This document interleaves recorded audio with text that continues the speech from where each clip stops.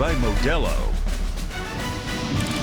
The college football weekend kicks off here in Tampa. For the first time, it'll be Boise State playing South Florida as last year's playoff darling looks to repeat 2024, while the Bulls believe it's their turn to crash the playoff party. It's time. Week 1 of college football is here. Every fall, something beautiful begins again. The colors return bold and proud. The band strikes up. The lights come on. The volume rises. And just like that, it ignites. Goosebumps, baby. Goosebumps. This is why we love college football. This is where stories unfold on 100 yards of open possibility. What a catch! That is absolutely ridiculous. Wow, what a hit! The chance, the chaos, heartbreak, and glory. Don't want to hear no more talking. It's time! This is college football.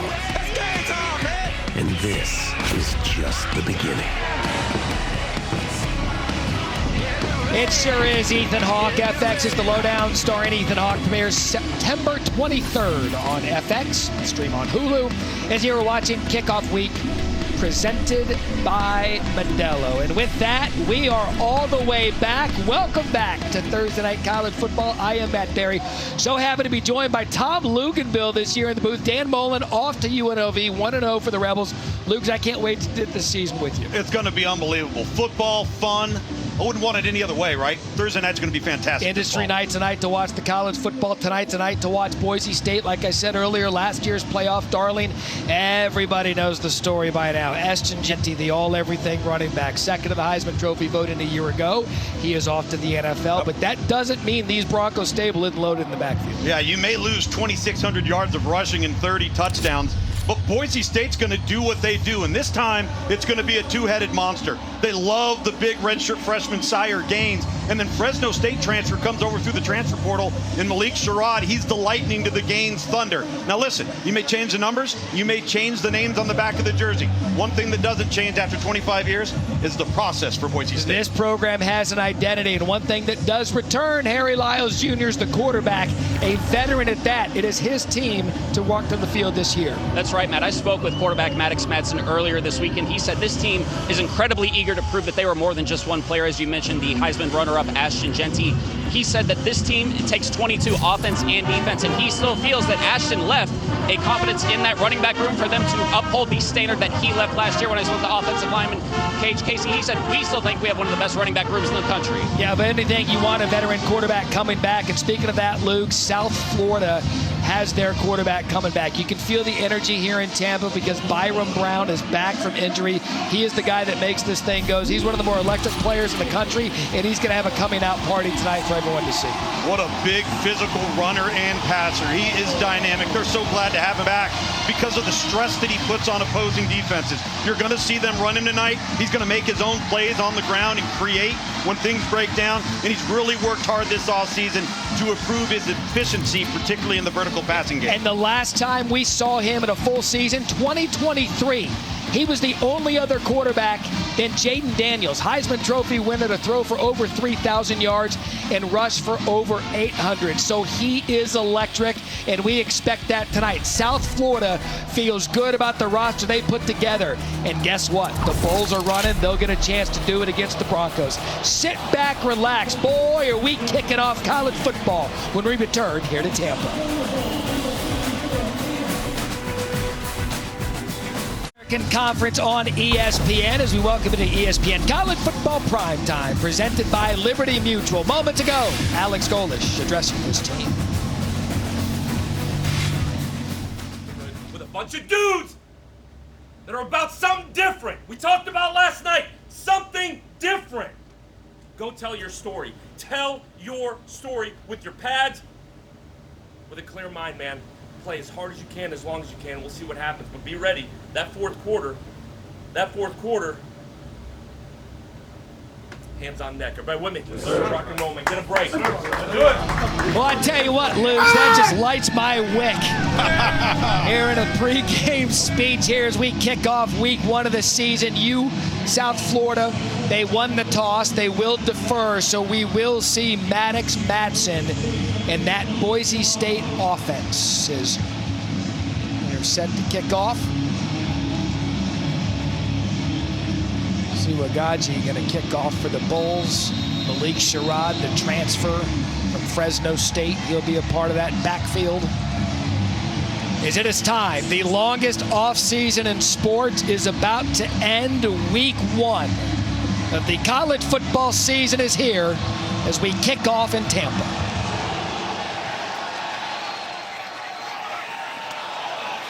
Sherrod at the 5. He's going to make a couple of men miss, but South Florida does a great job corralling him at the 20.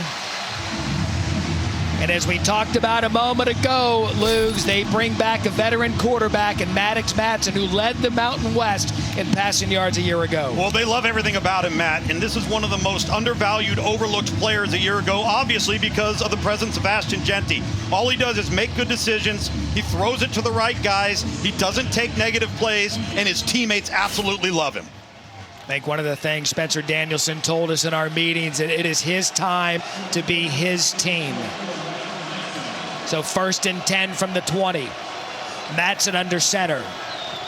The handoff to Sherrod. He gets the start, and a good job by that new-look Bulls defense. They brought in a lot of players from the portal for Todd Orlando, the defensive coordinator. They believe they shored up the defensive line and are looking forward to that physicality. Yeah, they really needed to beef up the defensive front, not just in terms of overall talent, but depth. They're going to have to rotate through to get through the gauntlet of the season. And when you line up against a team like Boise State that can run it down your throat, you better be up to the task. 4 starters return along the offensive line, so a veteran group up front. After a gain of 4, 2nd and 6. Play fake Madsen, rolls out. That's what he does. Finds his receiver. It'll be a first down for the Broncos. That's Latrell Caples, brought down by Tavin Ward at a gain of 12. I like the play call here. Just a little pitch and catch. Nice early confidence throw for Maddox Madsen. And Latrell Caples, one of the returning stalwarts amongst the receiving corps that will have some new faces we'll talk about tonight. But a nice job moving the chains right there through the air.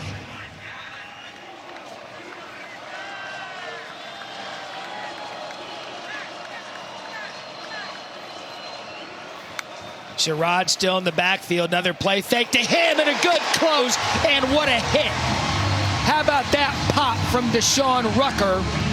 Cameron Bates on the receiving end as he picks up 2. Outstanding open field tackle by Rucker right here. And that's what you got to have when you're going to play in space. You can't allow the leaky yardage on a 2 to 3 yard completion. And for the first time this game, we see Sire Gaines, the redshirt freshman running back. Excitement around this young player as Madsen, forced out of the pocket, finds Gaines out of the backfield, and you see him lower his shoulder.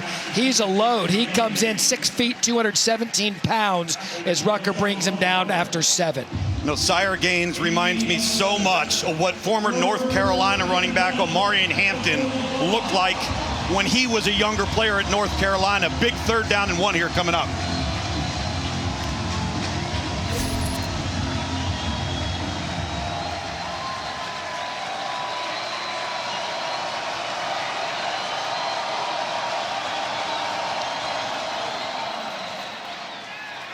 And it'll be a first down, Boise State. That was Gaines. As Rico Watson, the 3rd, brings him down. So 2nd first down for Boise State on the opening drive. Yeah, and a lot of depth in that offensive line for Boise State. That time in some heavy personnel, brought in an extra offensive lineman. And now everybody in the stadium knows what they're going to do, including the hot dog vendor. So you got to buckle your chin strap if you're South Florida. You see the offensive line. Look, as I said a moment ago, they bring back a veteran group. They feel good about putting any back there, and especially with their veteran quarterback. Is Madsen back to throw over the middle? That is caught. And that is Matt Wagner, the tight end, brought down by Ben Knox. One of 3 really good-looking tight ends for this Boise State football team. Matt Lauder, really the star and the headliner coming in at the position. That time Wagner And again, Maddox Matson just picking his spots, divvying it out. Matson 4-4 for 25 yards to start. Sherrod back in the backfield. We've already seen it now. Boise State using both backs early on, just inside South Florida territory. It's Sherrod. Quick scat, quick cut, and a first down, Boise State. It's a gain of 10. And there's the difference between the two, Lukes. Yeah, he's got some juice, doesn't he? Just the stretch outside zone there, and they're going to line up. He reads the crease. And Nate Potter, the offensive coordinator, he said, he goes, one of the things he does best is identifying the cutback lane. He sure showed it right there. It's the 8th play of the drive.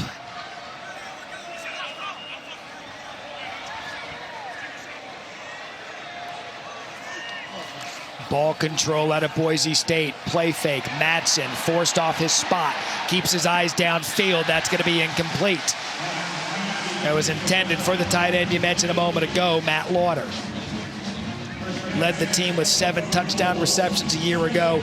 A good tight end's a good comfort food for the quarterback, and Matson certainly has that. Yeah, so reliable. We talked about that group, and you see Maddox Matson right there. He's not going to take a negative play. He's not going to get this offense behind the chains. Just chooses to throw it away and live to play the next down. So the Broncos now their 3rd running back of the opening drive. Dylan Riley, a player they believe is a home run waiting to happen. They're going to see if he'll hit one here just off the left side. And a great job by that Bulls defensive front is Jalen Schuler, one of the leaders at linebacker, fills the gap for no gain. And now 3rd and long coming for the Broncos. This is uncharted waters for Boise State. They're not accustomed to being in 3rd and 7+. They're accustomed to being 3rd and short and being able to have the option of running or throwing the football. Let's see what they come up with here.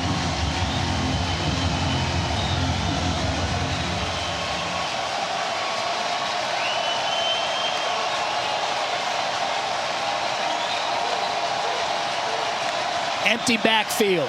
Matson over the middle, caught, and he'll be short as the ball pops out.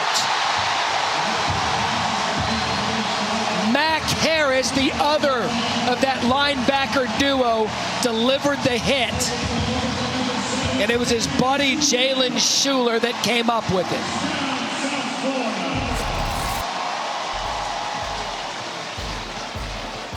They wanted much improvement from the defense, and boy, did they get it on their opening drive. A turnover. Here comes Byron Brown when we return.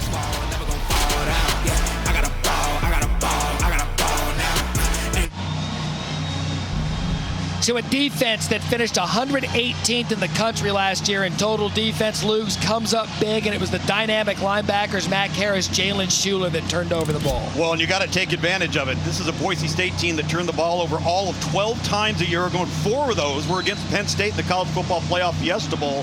So that doesn't happen often. Take advantage of it from South Florida. And here comes Byron Brown in this breakneck South Florida offense. First throw, high, caught, loss of yardage. A loss of 1, that is Keyshawn Singleton. He came on at the end of last year, but boy, you can tell how excited they are to have this quarterback back. And if you haven't seen South Florida play football, that was dangerous. Amarion McCoy almost had a gift on his hip and a pick 6, but you're not going to be able to breathe watching the Bulls play offense because it is quick. It's quick, but they're now in 3rd and 11. Going to have to come up with something downfield here. They want to get the play off on a 40-second play clock with 32 seconds left.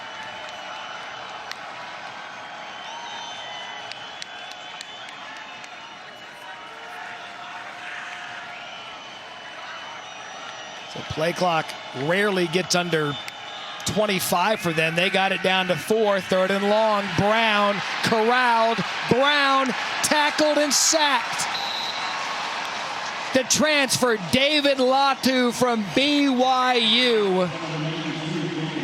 And not what South Florida had in mind for the return of their high-tempo offense and quarterback, as they are 3 and out, and they'll punt the ball back to Boise State. You can see Latu right there in the middle of the defense, and he's just going to work. They run a line stunt. He splits it between the guard and tackle, and you just see the effort and the discipline and the integrity along that front that's become a staple of these Boise State defenses. So Chase Leon on to punt. Malik Sherrod deep. Not only is he going to be one of their premier running backs, he's going to be their returner as well, as he's going to let that bounce out of bounds.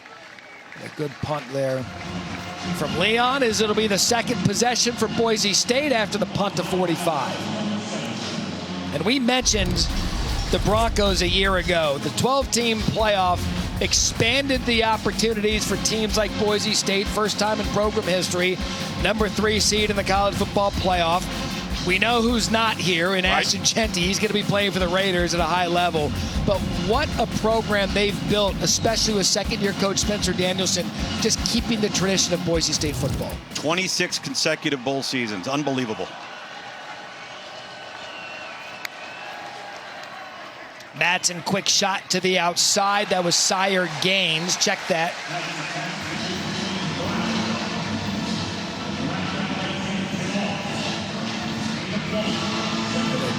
Gain of 1 to Quentin Brown.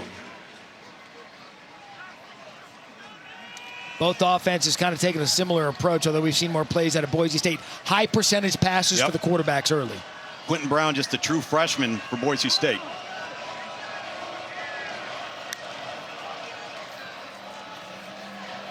Matson forced out, throws it right, incomplete. So already again, another 3rd and long.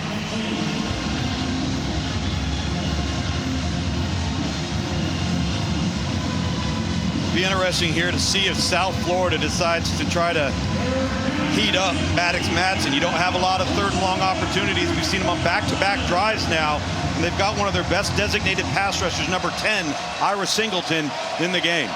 That's a staple of a Todd Orlando defense. He'll cause fits. See what they do here. Matson almost intercepted. He tried to get that over the defender and just drop one in there to Cameron Bates, and Jarvis Lee Jr. almost had a pick, and already 2 possessions, 2 stops for this Bulls defense. Jarvis Lee Jr., what a fantastic drop with his zone drop. He hits his landmark and drops right underneath the deep out route.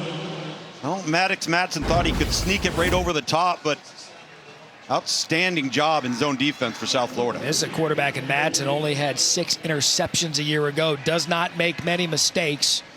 It's the fair catch now at the 25-yard line. Flag down on the play.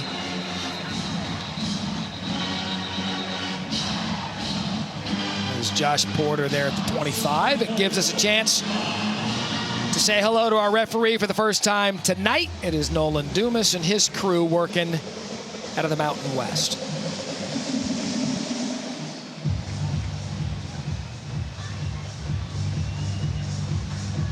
There are 2 fouls in the play, 1 by each team. Illegal formation on the kicking team. More than 4 players in the backfield at the snap. During the kick, holding number 31, receiving team. Those penalties offset. We'll replay 4th down. All right, so another kick after the penalties for Boise State. Get that opening game jitters. You're trying to get a feel for each other in the first game. You know, well, this is college football. We don't have preseason games. You don't get to go against anybody else. And every coach in America is worried about kicking game snafus, pre-snap penalties, turnovers. We're seeing a little bit of everything early on. It's as sloppy as it's probably going to be for the entire season. At least the coaches would hope that. But they're used to playing each other. Everything's scripted in practice. But yeah, first game, you're trying to knock off some cobwebs, and hopefully those will get knocked off here as we're midway through the first quarter. As Oscar Doyle's going to punt it again to Josh Porter, situated at his 30.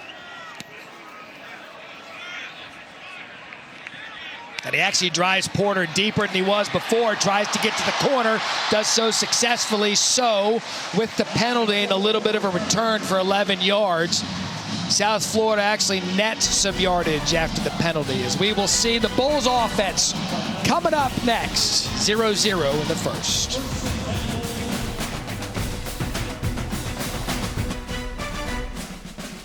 ESPN Thursday Night College Football is presented by Liberty Mutual Insurance. Only pay for what you need. And in part by Modelo, the mark of a fighter. Welcome back to Tampa, where Boise State and South Florida are tied 0-0. Quarterback Byron Brown of South Florida missed 8 games last season due to a lower leg injury. He is making his debut back this season. He went 3 and out on that first drive, Matt and Tom, but he was going up and down the sideline, clapping his hands, being very eager, telling his guys to keep their heads up, so he's keeping the optimism over here on the South Florida sideline, guys. Yeah, that opening drive, Harry, 3 and out, just a minute 17. Yep. And look, we know they play quick. We expected it. We talked about it, that he's probably going to come out. First game, 11 months to the day he got hurt. Probably a little bit jittery to start the season. And Coach Alex Gold expected that. He said he's a high-strung. He's got a sense of urgency, so we want to get him settled down early. Expect some quarterback run this drive. Another quick throw from Brown to the outside. That's caught by Moody Rubin. Transfer in from Stanford, already has a degree from Stanford, gain of 4. He'll play the slot, tackled by Ty Benefield, one of the leading tacklers for the Broncos a year ago.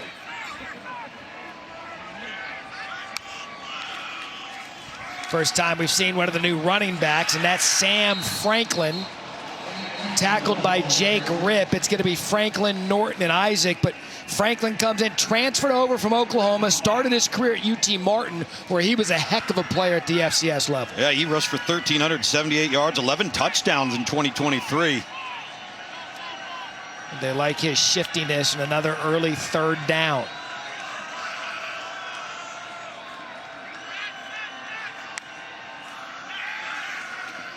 Brown over the middle. That is caught, had pressure. Can he get to the first down? It's going to be close. That's Keyshawn Singleton.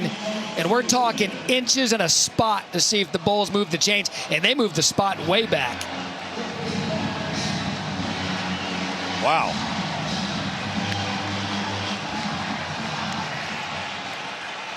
South Florida lining up for it on 4th.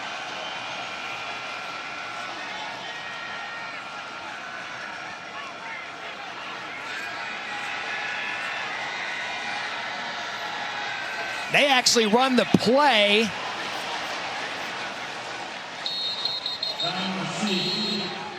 And if where the side judge is running in, he's going to be marked short. He sure is.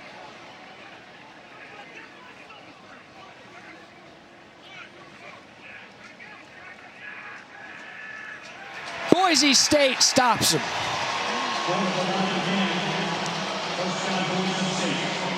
So aggressive call out of Alex Golesh. I know the quarterback 6'3", 232, but he couldn't get any penetration on the Boise State defensive line. You've got 99 Michael Madry, 90 Braxton Feely, and David Latu, number 92, who we've talked about tonight. That's a lot of 300-pound bodies between each A-gap to each side of the center. And now you set up Boise State for tremendous field position. And what Boise State does love to do is come off play action. Maybe we see a shot here early. And to me, Luke's, with the way that they play with tempo, we didn't get another look at the spot on the play prior to. Is now 1st and 10. Broncos. Play fake to Sire Gaines. Maddox sets his feet, takes a shot to the outside. Intended for Chris Marshall. James Chenault on the coverage. Chris Marshall, they're really excited about. He struggled to get out of his break there a little bit on the outcut. Former top 22 player overall in the ESPN 300 out of the 2022 class, 4th-ranked wide receiver. He was an Under Armour All-American, well-traveled through the portal, but they're excited about him.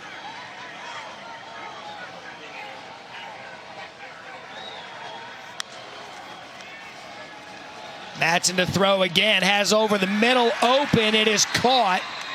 You mentioned Chris Marshall. He goes right back at him. He makes that catch and a gain of 13 and a 1st down. That's a big-bodied 6'3", 215 pounds. He's going to go up and get it and have the ability to take it away from defenders. This is a really nice thrown ball over the linebacker level. Catchable ball for Marshall, and showing why they were so excited about him during fall camp. Already 11 pass attempts from Matson, just 4 rushes for the Broncos early on.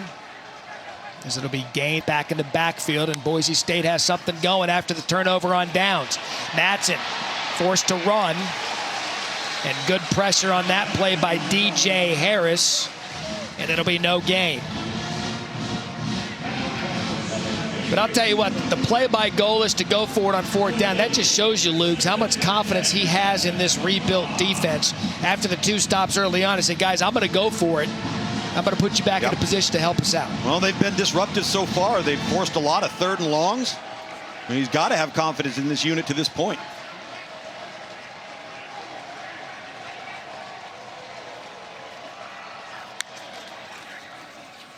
That's Gaines off the left side. There goes Sire. Gaines makes a man miss, and that's a good look at what he can do. Big kid, makes a couple of tacklers miss, and now he's got another 1st down for the Broncos after a gain of 9. Kawan Banks missed the tackle, as did Rucker. Well, you try to go low on him. This is a big cat now, 217 pounds. South Florida actually does a decent job of setting the edge right there. They just don't tackle well in the open field.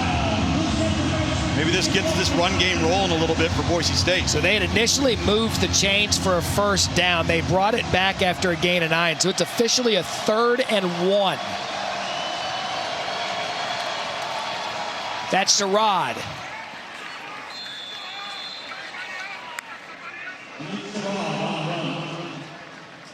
This is going to be a close spot. And they've marked it 4th down.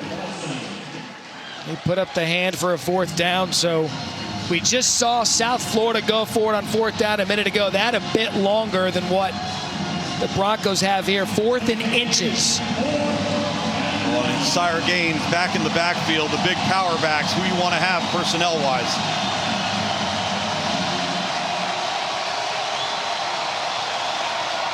Gaines. And I'm talking by the edge of that face mask. He moves the chains. It'll be a 1st down.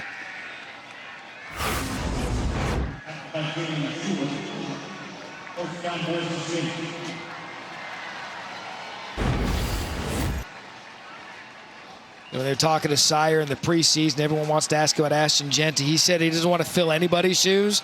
He wants his own pair of shoes. See if he gets those tonight as Riley now in. Play fake Matson to the end zone. Flag on the play. Chris Marshall caught up with Deshaun Rucker.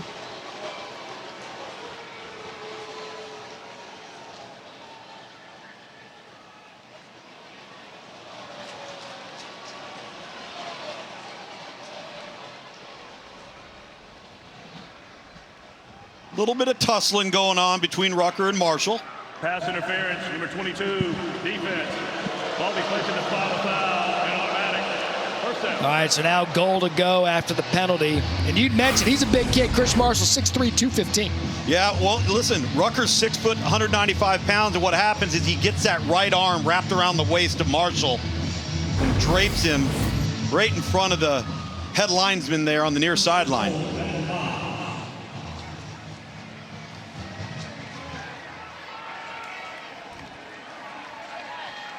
Ends up being a 10-yard penalty after the spot of the foul.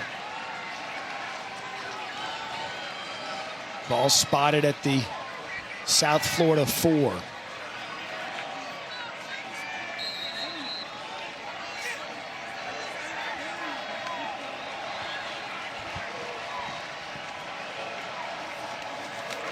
Sire Gaines off the left side, tries to get to the goal line, and the push leaves him just short after a gain of 3.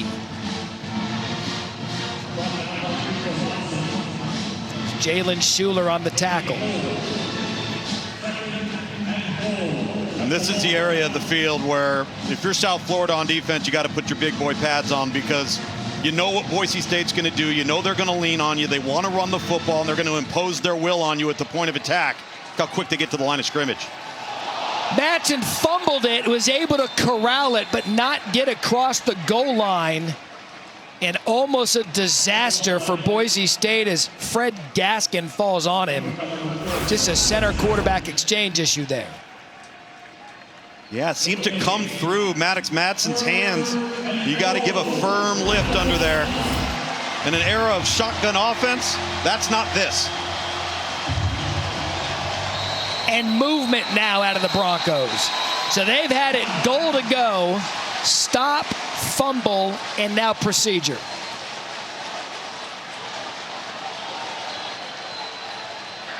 Prior to the snap, ball start, number 45. Offense, 5-yard penalty. Still third down. That was Troy Grizzle, the tight end. He'll come into the backfield in a jumbo formation. Well, and what did we talk about, Matt? What are you concerned about in these early games? Pre-snap penalties, putting the ball on the ground, putting it in harm's way. It's exactly what ended up happening right here. Just a little antsy. Looked like they were going to play pass and get that tight end leaking into the end zone. He just got ahead of himself a little bit. So now 3rd and goal.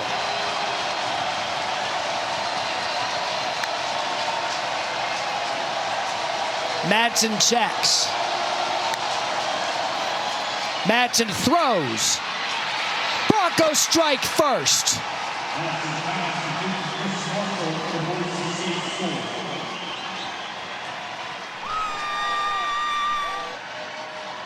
That is Chris Marshall.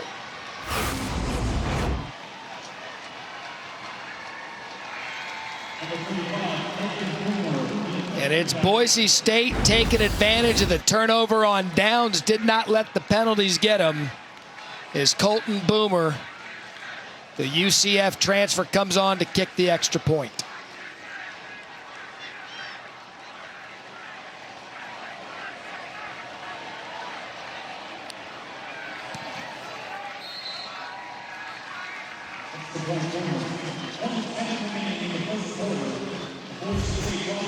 So we talk about the running games, Luke, but it's through the air that they get their first touchdown of the season. A lot of balance from this Boise State offense, taking care of good field position, up by 7. We on a whole nother level.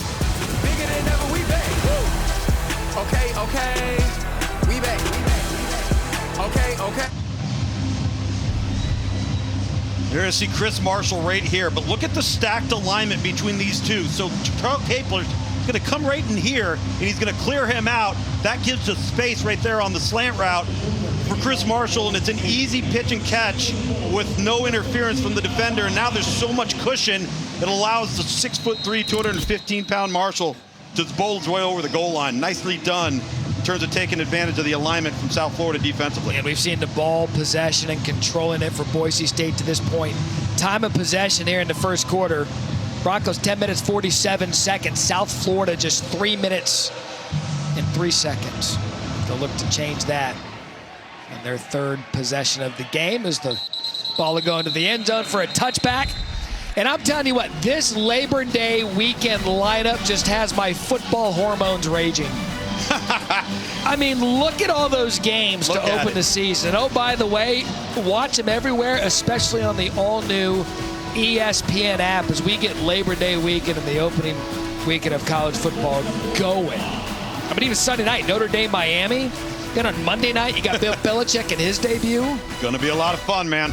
I dare you to have more fun than we do in college football. So no first downs yet for South Florida. That's a run up the middle. Broncos right there. Nothing doing it. Cartavius Norton, first time we've called his name tonight. He's a transfer in from Charlotte as the Bulls lost all 3 of their running backs from last year, so they had to bring in a couple of transfers. Norton, one of them.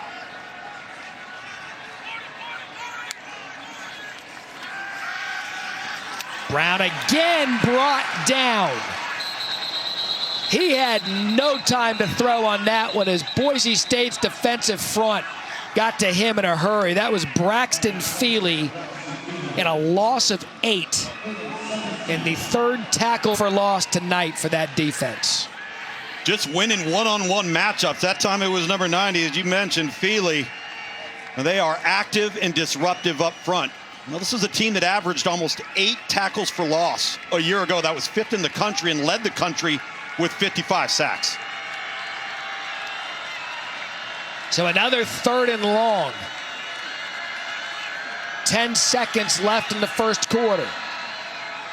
Brown, time, takes a shot, has a receiver, caught. And that's how the first quarter ends. That is Tennessee transfer Chaz Nimrod and a gain of 37. How about that for a 3rd and 17 conversion? We haven't seen this offense do anything all night. And then Brown sets that back foot, finds Nimrod, end of 1.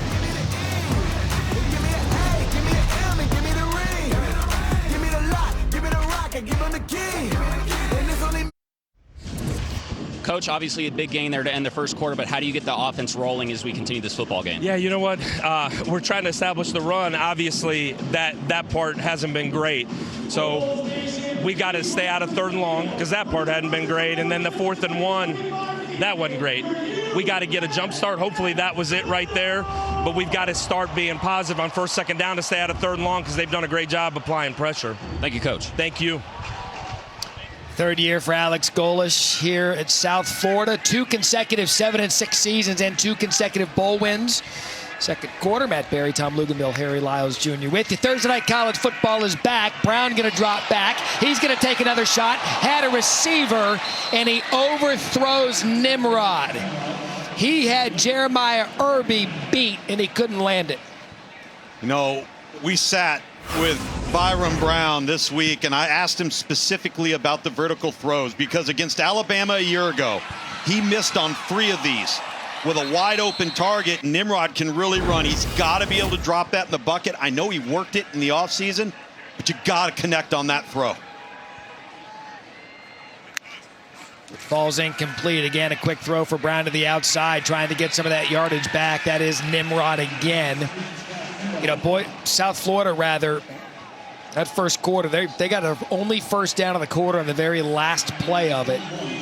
Trying to see if they can get that offense going as we see Christian Neptune, the talented true freshman in the game for the first time tonight, a player the coach has pointed out as someone they'd like to try to get the ball.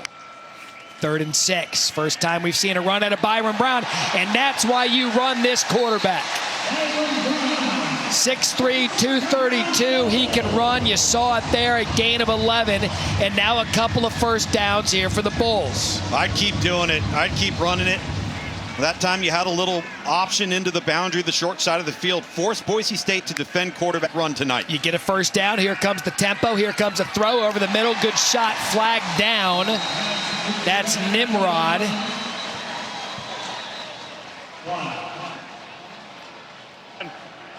Holding, number 71, offense, 10-yard penalty for the previous spot. Replay first down. They're going to catch the Stanford transfer offensive tackle Connor McLaughlin here on the edge. And he's operating versus number 15 right here. And you're going to see him pull him and yank him down right on the edge. Right there. Some momentum halted after the holding penalty. And again, this offensive line, some of the big news coming out of the game tonight, Derek Bowman, their left tackle, 25 career starts, he's out. They had to move their right guard, Zane Herring, to left tackle. So a bit of movement up front of the offensive line for South Florida. However, it still is a veteran group that's played a lot of college football. Brown tries to go over the middle again. That is just dropped. That was Christian Neptune, that freshman I mentioned a moment ago. You want to earn the trust of your quarterback as a true freshman, you got to catch the ball. You got to make those plays.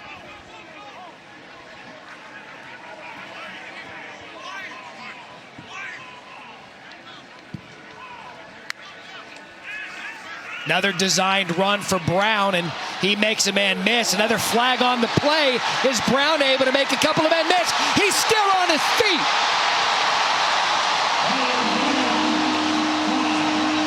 And unfortunately, I think that one's coming back.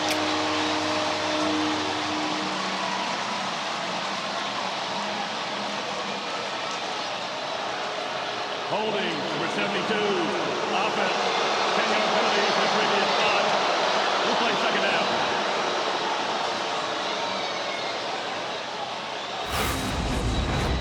I'm going to get Cole Best right here. I don't know if I love this call. Oh, wow. I think that's a call you keep your flag in the pocket.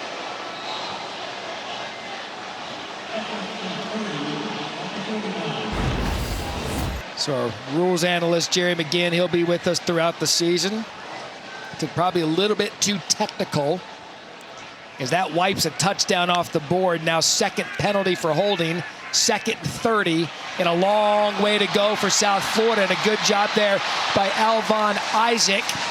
Gets some of it back, now makes it, based on where they were, 2nd and 30, a little bit more manageable. Well, not only is it more manageable, it gives you an opportunity to come away with points, which is critical off of that penalty right there.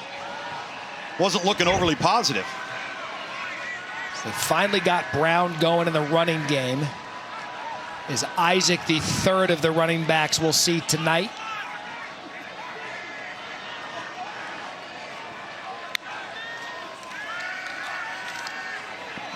Out route, low, incomplete. It's intended for Jaquan Smith. Now what do you do here, Lugs? It looks like they're gonna bring out Nico Grammatica of the Kicking Grammaticos. Sound familiar? By the way, his dad's record in this stadium, 55 yards. This one at 52.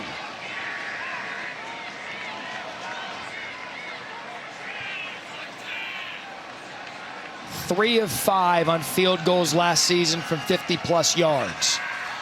Grammatica's kick. It's Tampa. Automatica. Like there was ever a doubt. Just don't do the Grammatica celebration. There you go. Just keep it simple. Stay grounded, kid. How about Negro Grammatica? 52 yards. Laces in. Didn't matter. Down the middle. South Florida on the board. 7-3 early second quarter.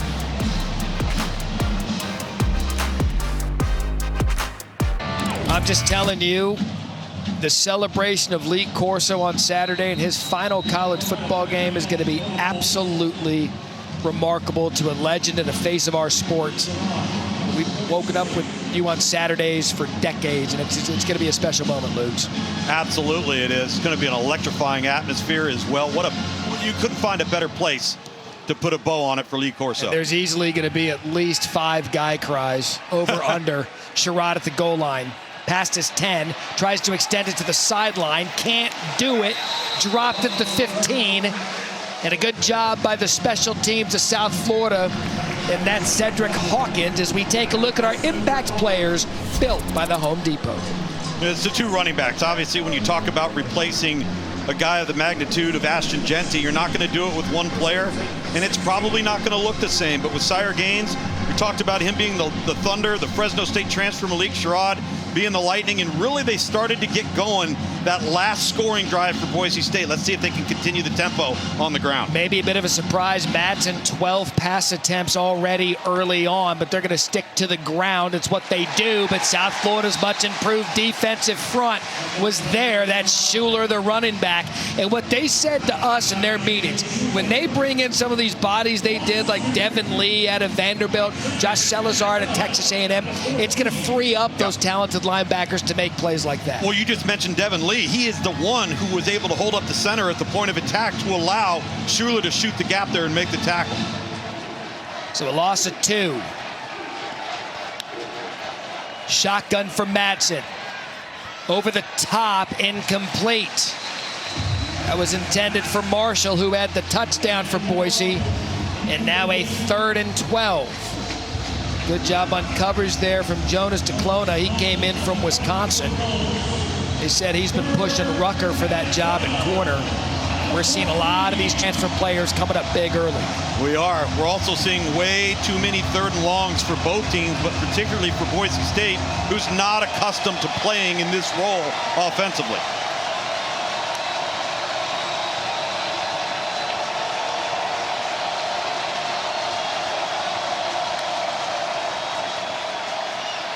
To the sideline, and a good throw from Maddox Madsen.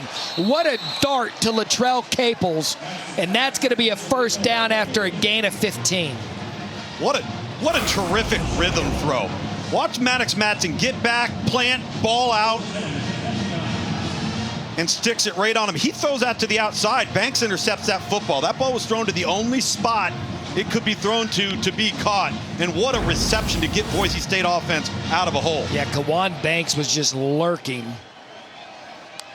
And Madsen put it on his guy for a gain of 15 and a huge first down. That's Gaines. Can't get much going in the early on. A great job by the Bulls rush defense tonight. Denard Flowers, transfer from Murray State.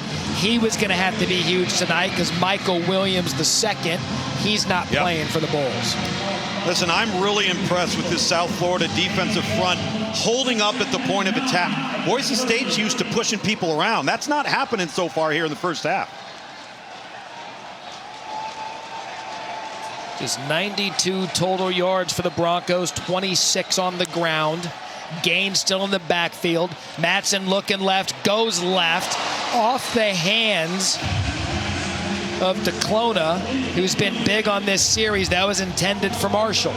That's twice tonight that I've seen Chris Marshall struggle to get out of his break, the out-cutting routes with burst and urgency.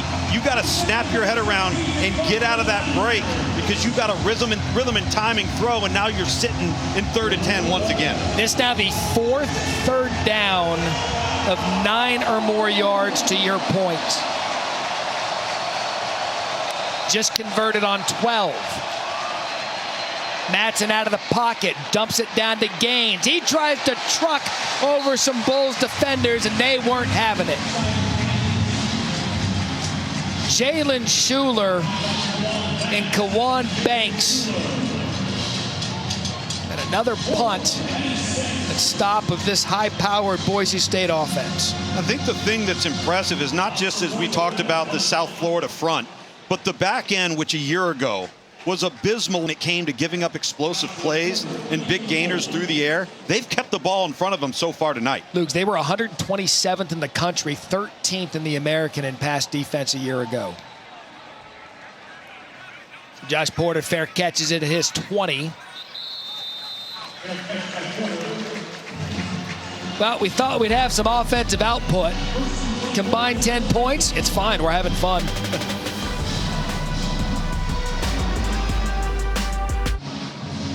We are back, and it's time to take a look at tonight's game flow, brought to you by Progressive. And Luke's, we kind of saw Byron Brown wake up on that last possession. Well, he identifies the flat-footed safety right there on the 30-yard line. It hits Chaz Nimrod on the post. It finally gets him out of a hole and in positive field position. And then, again, more of this needs to happen. They're going to isolate the defender, put him in a conflict of assignment, speed option to the boundary, and Byron Brown gets rolling.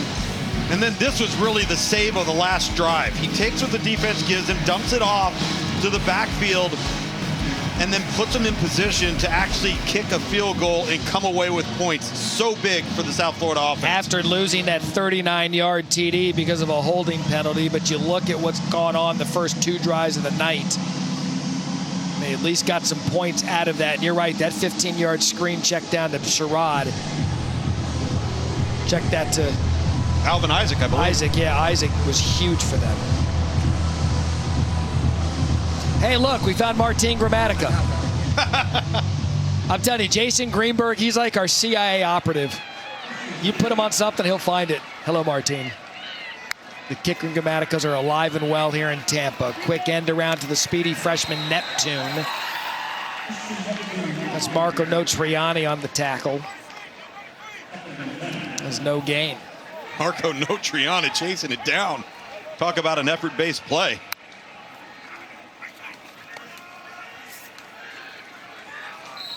And I'll tell you, give a lot of credit to this Broncos rush defense. They've not allowed positive yardage on the night for South Florida. That was Jake Ripp bringing down kind of a muddled play there from Byron Brown and Cartavius Norton. Yeah, it looked like they botched the snap a little bit in the exchange.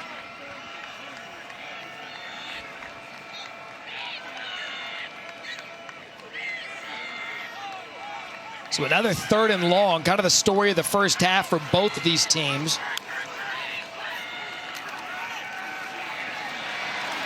Brown had time, and then the pocket just collapsed around him. That was Braxton Feely, and that's also going to be a flag. You rarely see Boise State commit self-inflicted wounds.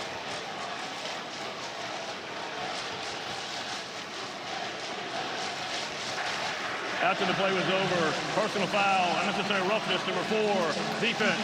15-yard penalty from the dead ball spot and automatic. First down. You know, you're 100% correct. That's uncharacteristic to Boise State's nature. As we take another look, and he just throws him down late. I like this call. South Florida bailed out right there. Because he had time to throw. He had time to throw. He's got to get the ball out of his hand, and they caught Boise State late to line up on defense. So you should have had an extra beat there to get through your progression, get the ball out of your hand. So question is, what do they do with the penalty that extended this drive? 15 yards, personal foul.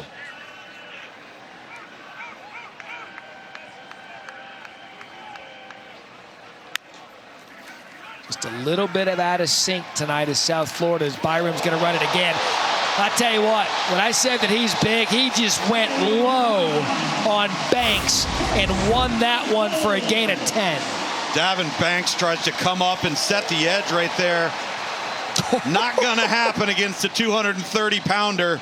And Byram Brown, no, he reminds me of the physical build of Dante Culpepper when he was at UCF. Oh, what a shot over the middle to Singleton. He's their big play receiver from a year ago. Ty Benefield brings him down. And so, Luke's, here you have it. Big penalty, extends the drive. Byram Brown got payback on Davin Banks, who threw him down for the personal foul. And now you got Singleton for 37. And you got Byram Brown getting the ball out of his hand quickly. Does so again. Quick shot to the outside. That's Josh Porter.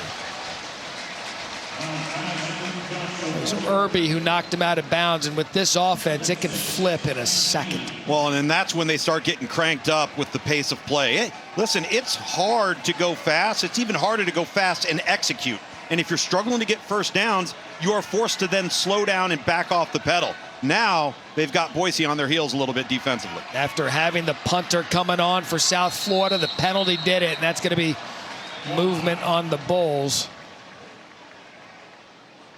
And now that allows Boise State to substitute, get some fresh legs in there along the defensive line. It is a hot evening.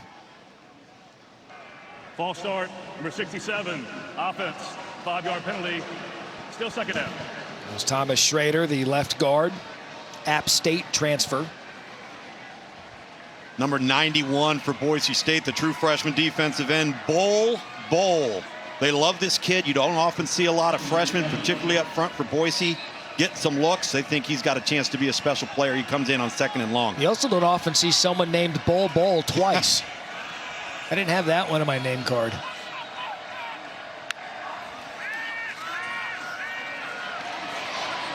That was a great job. Staying in the pocket. Ball comes out. Benefield forced the fumble, and I think Jeremiah Koger was able to fall back on it. He did. The true freshman from Baltimore.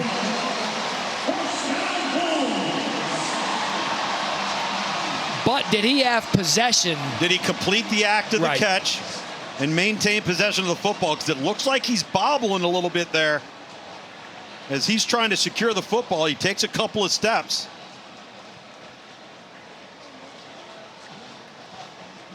So Marion McCoy's down for Boise State. And we'll check in with our rules official, Jerry McGinn, on the other side of this to see if the play was completed. Again, right now, it's a Koger fumble recovery.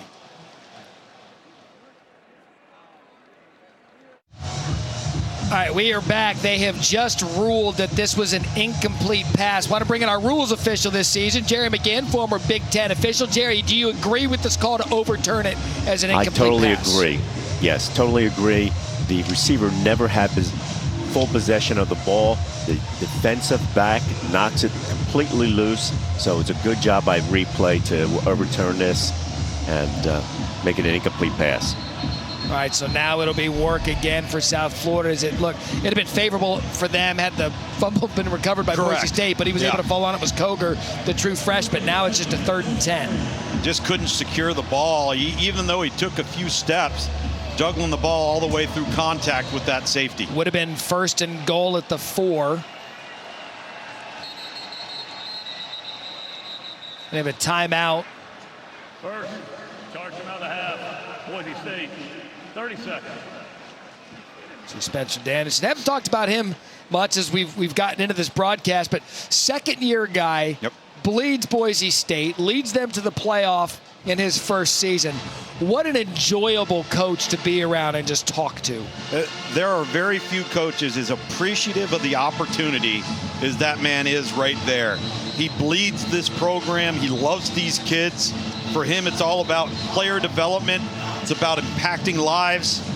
And listen, the culture is what it is. That's an overly used word and cliche, but there has been no college football program the last 25 years that has maintained the consistency and the success rate more so than Boise State, and they do not deviate from that plan. 19 seasons with at least 10 wins going back to 96. That's tied with Oklahoma and Alabama. That's what success looks like. 3rd and 10.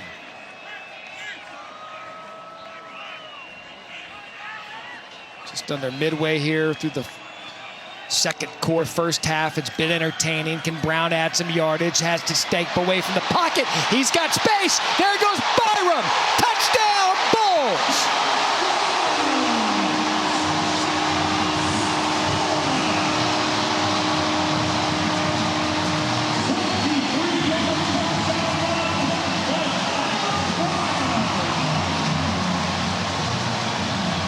Just when you think you've got him bottled up, he escaped the sack, went 23 yards, and remember, this drive was a 3-and-out until Boise State committed the penalty, and because of it, South Florida's up 9-7, an extra point away from being up 10-7.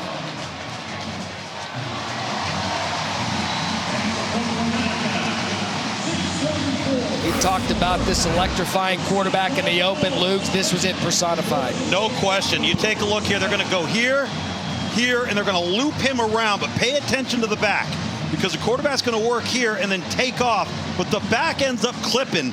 Number 5 right there for Boise State coming inside on the rush and creates an open lane. That front door opens in the middle of that defense, and then it's all 230 pounds of Byron Brown lowering the shoulder on Ty Benefield and go back to that penalty. Yeah, I mean, we were just talking about it. This was just a 3-and-out. Yep.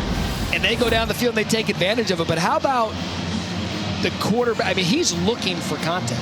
Oh, absolutely. I mean, he is. He's like, I'm bigger than you. He's looking for content, but he's also setting a tone. Did you hear this crowd? When he lowered his shoulder with no need to do so to cross the goal line, crowd erupted.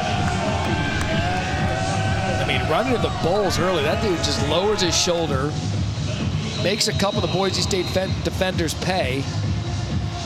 And it's 10-7. Home team. And Matt, if you're Alex Golish, you got to have a conversation with your quarterback. If you don't like the read, 1, 2, take off and run. Utilize your legs. Don't take negative plays. Don't put our offense in jeopardy by getting behind the chains. If you don't like it, find yourself a crease and take off. Use that big body and those legs and that athleticism. Adam Zuagi to kick. Malik Sherrod, the Fresno State transfer, deep to receive. And a momentum switch here in Tampa as that's going to go into the end zone for a touchback. For 20 years, Allstate has celebrated every field goal and extra point made at participating universities by donating to the university's athletic scholarship fund, supporting all student athletes. Thank you, Allstate. So what does Maddox Madsen have with 6.5 left in the first half, down 10-7? 3rd and long has been the undoing, at least early on, for the Broncos. Yet to get the running game going. It's Sire Gaines in the backfield, and that'll be a penalty on the Bulls to start this drive. Devin Lee out of Vanderbilt.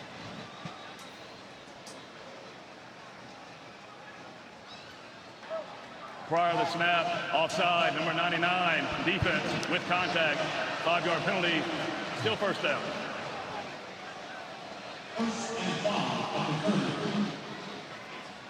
I mean, Luke, I know we focus on the South Florida offense because it's entertainment. Sure. But we haven't talked about Todd Orlando and his unit enough tonight and what they've been able to do in this first half. And what a turnaround. I know it's week 1. I know it's the opener. But this is a team that's playing completely the opposite of how they played a year ago. So now 1st and 5, the give to Sire Gaines. Had one man to beat, and he did that. There's a look at what he can do as he gets to the outside, makes a man miss. Ward brings him down and a gain of 14. It was Rucker who missed the tackle. That's twice we've now seen a really nice display of contact balance. He's got super quick feet for how big he is. Tough to get him knocked off of his feet, and then he's always falling forward. Boy, he looks the Boise State running back part, doesn't he? Yeah.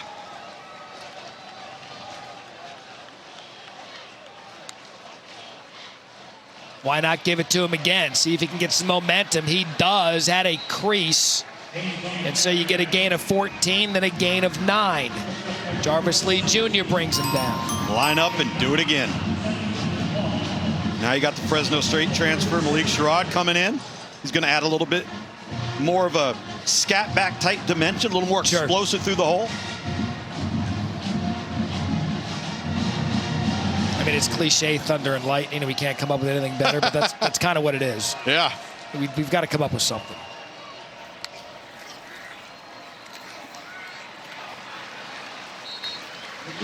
Sherrod up the middle.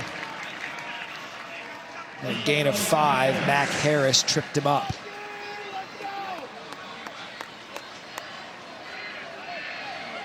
We've seen a little bit of everything in this first half, but what we've seen is each team stay true to who they are, at least offensively. And this is where Todd Orlando, the defensive coordinator for South Florida, gets worried. This is where the play action pass comes and a potential shot over the top. They got to keep the ball in front of them. And there's that play fake. Does he take the shot over the middle? He does. What a grab. First time we've called Matt Lauder's name tonight. Madsen put it right on Big 85, and that'll be another first down, gain of 19. Well, Maddox Madsen needs to buy. Personal foul, roughing the passer, 99, defense for a late hit on the quarterback. The penalty force half a distance to the goal from the dead ball spot, and automatic. First down. All right, so that's the second penalty on Devin Lee in this drive, as they get him for roughing the passer. So you're going to tack on yardage. See the play action pass right here, and it's an unnecessary shove. And that's why you draw the flag. But if you're Maddox Madsen, you're gonna thank Matt Lauder, buy him an ice cream cone later tonight, because he made a play on a football that was thrown in traffic. That's why he's one of the best tight ends in America. So now 1st and 10, ball at the 11.5.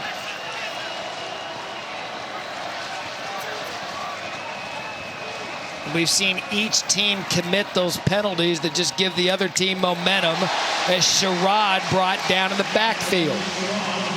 There was DeClona, who's had a good night tonight. Good first half, a transfer out of Wisconsin. And the edge right there where that tackle was made is where South Florida has missed tackles tonight. They've had people in position with their run fits. They've just missed the tackle.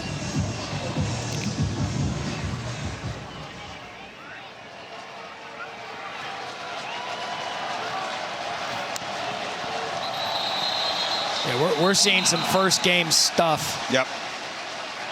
Prior to the snap, ball start for 75. Offense, 5-yard penalty.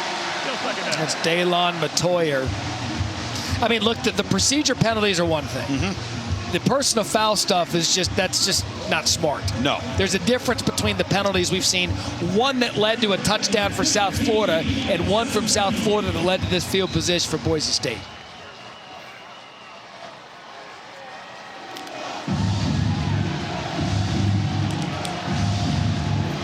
So now 2nd and 14.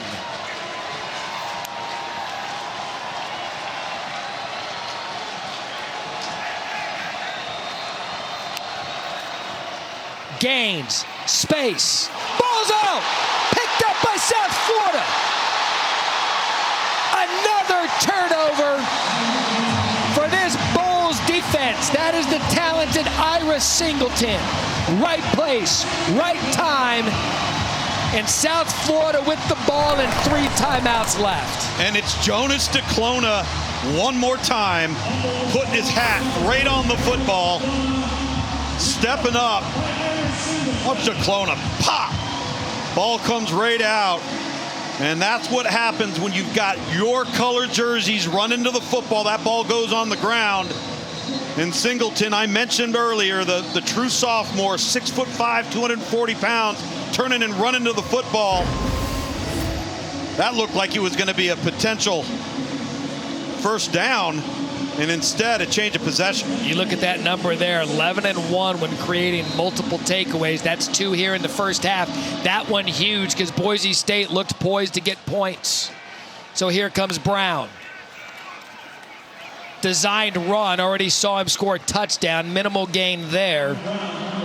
It's Jaden Virgin Morgan. Hadn't called his name much tonight.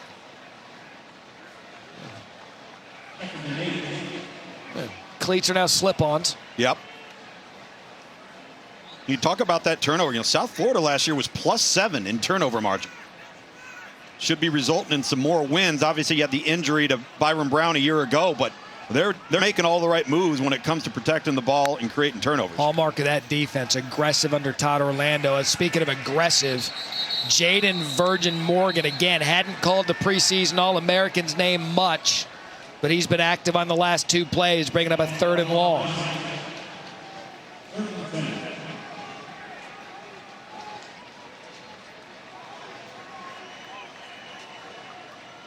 So a back and forth first half. 3 timeouts left for the Bulls. 3rd and 6. Check that, 3rd and 10. His last 3 plays of 3rd and 6 or more resulted in a 37-yard pass, an 11-yard run, and a 23-yard touchdown. Yeah, that was a good time. 2-minute timeout as you're watching Kickoff Week presented by Modelo. The 2-minute timeout. Bulls with the ball and the lead, 10-7 in the first half.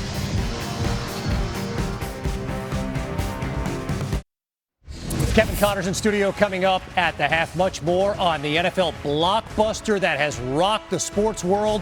The Dallas Cowboys sending best linebacker in football, Micah Parsons, to the Green Bay Packers. Much more. Sam Acho, EJ Manuel in studio. Adam Schefter on how this deal got done. Matt, get up. First take have called emergency meetings to discuss this. Oh, this is catnip. This is catnip for Get Up and First Take. Oh, yeah. Which, by the way, I just want to hug all my friends out in DFW. First Luca, now Micah. The Cowboys documentary dropped. 3rd and 10. First things first. Dangerous throw to the outside. Can't complete it. And so it'll be a punt. And Boise State now under the 2-minute timeout with 2 timeouts remaining.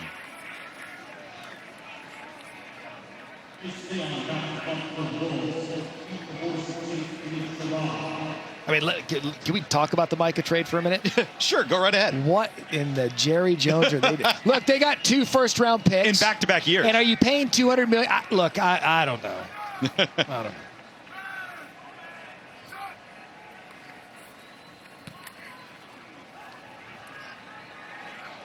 All right, so a fair catch there at the 23-yard line as we take a look at this week's college football rankings brought to you by Verbo and Micah Parsons, Penn State Nittany Lions, who I believe at least going into week 1, them and Clemson, I believe, are the most talented teams in the country based on what they have coming back. Yeah, they don't have quarterback questions. Right. They've got veterans.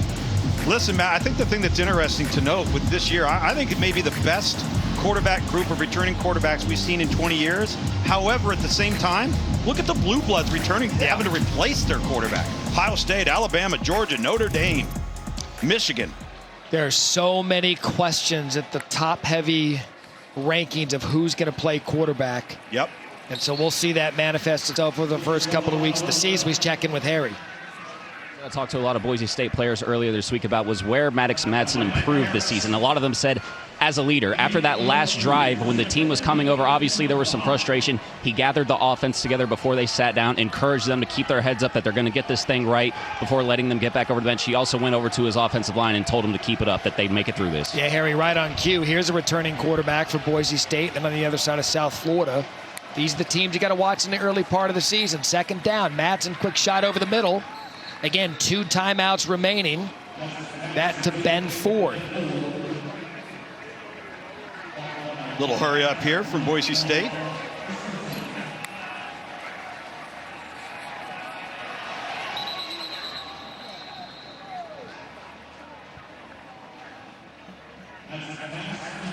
Yeah, I'm not. Yeah. The previous play was stopped for further review. Okay, I'm glad the spot looked generous from up here, and the whistle seemed early. Yep. So you knew something was coming. Maddox Madsen couldn't snap the ball fast enough. You talked about tempo with this offense. They're looking at the spot. I'll take another look at it here. Yeah, I don't know that should take long. No, it really shouldn't. Jerry McGinn, our rules analyst, former Big Ten official, is going to be joining us this year. Look, we don't have our referee degree, but I'd imagine this one's pretty easy, right? This should be a quick one. So they'll bring it back. It will not be first down. But because they're going to go to a running clock, they will have an opportunity to subtract 10 seconds, or one of the teams can take a timeout. And Jerry, thank you, but oxymoron in football parlance, review, quick one. Yeah, true. That doesn't tend to happen. Well, and it's a great reminder, though, on the potential 10-second runoff with 1:04 left to go. A lot of real estate in front of this Boise State offense as we take another look at the spot here.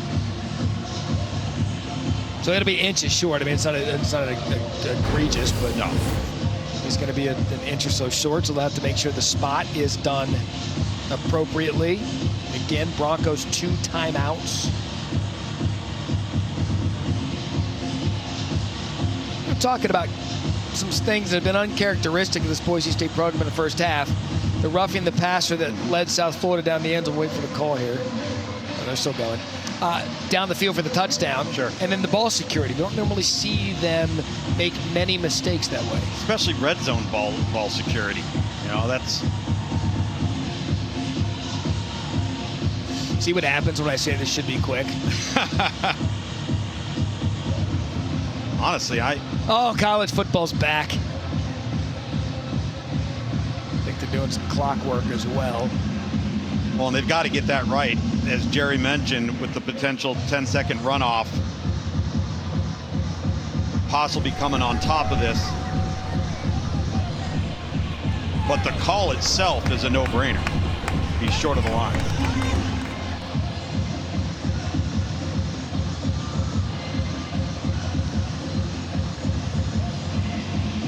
All right, so the decision now, there's going to be a 10-second runoff. So the decision now for Spencer Danielson, do you use one of your 2 timeouts?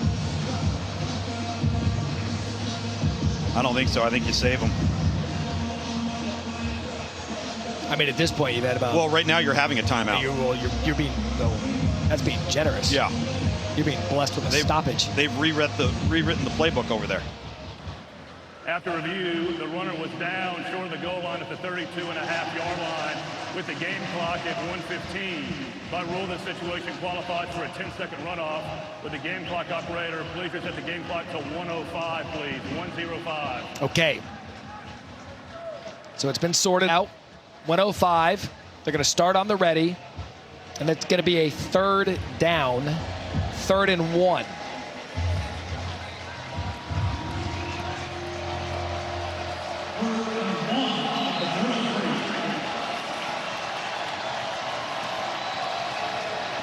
Madsen under center. And he's going to sneak it right up there. And whereas Byron Brown 6'3", 230, Madsen's 5'10", 207. But when you think about it, what is your expectation on defense? They're going to turn around and hand it off, That's right? Yep. Just snuck his way under there for the first down. Now under a minute and ticking. 2 timeouts remaining. Madsen time. Force out of the spot. Immediate hit. What a play on Sherrod by Mac Harris. The linebackers of this unit lead them, Harris and Schuler. 42 combined starts between the two. And you've seen their experience tonight early on. All right, so the second timeout now for Boise State. Now, look, this has been a big week. Big couple of weeks. The all-new ESPN app, the best way to watch sports. All of ESPN, all in one place. Live games, live stats. Plus, you can track your fantasy teams and personalize your favorite leagues, teams, and players. The personalization with the app is one of the best parts of the app. No question about it. Like, if I just want all Arizona State stuff, Why would you not? I get all Arizona State's. Oh, I already know how you signed up. Password Sparky. Second down. Madsen over the middle. What a grab! He tossed that up to Ben Ford, the fifth-year senior. He came down with it and a gain of 24. Fantastic throw down the seam just before James Chenault, number 9, could get in front of it. Now they're in business. Still the one timeout. Madsen off his pocket. Juggled. Intended for Lauder. They're going to rule it incomplete. He bobbled it, didn't have possession of it. So now you're seeing a veteran quarterback in this 2-minute offense, knows he has the timeouts. And now you need to see the veteran quarterback understand the moment, know where he's at on the field, and ensure that you come away with some points here.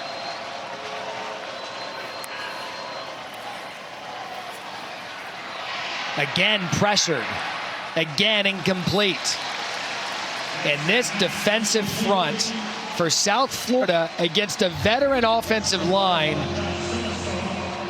has forced Madsen off his reads, Luke, and he's forced out of the pocket and can't find anybody open. Yeah, they've done a really good job of affecting the quarterback and then keeping the ball in front of him, not letting any target get downfield for Maddox Madsen to find.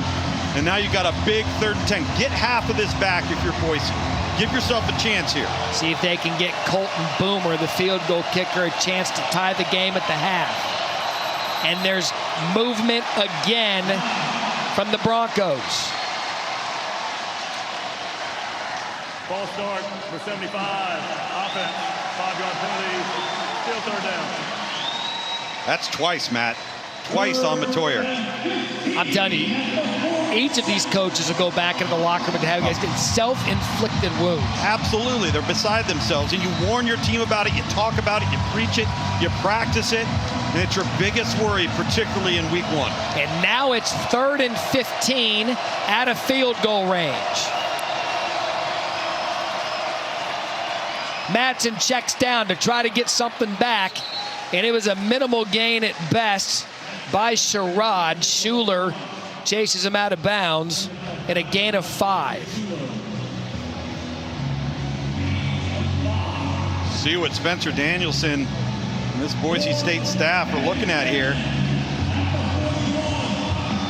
Colton Boomer's career long was against Boise State while with UCF at 55 yards. This would be much deeper than that. And remember, South Florida gets the ball coming out of the locker room to start the 3rd quarter. Big play.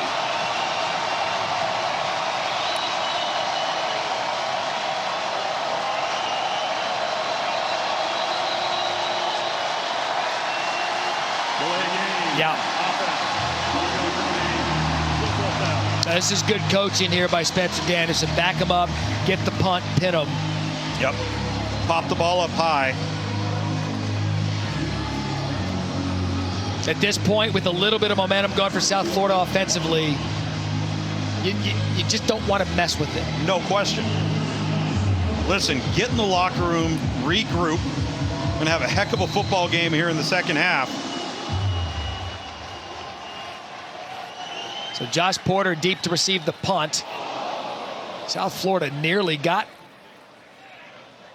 That's going to go into the end zone for a touchback. Look, all 3 timeouts left remaining. I'd be stunned. I know Alex Golesh likes fun, loves offense. You've got a 10-7 lead against the 25th ranked team in the country. You hadn't been clicking on all cylinders. Right. The ball. At this point, what's your vote? Is this bang a knee and go to the half, or are they going to run a play?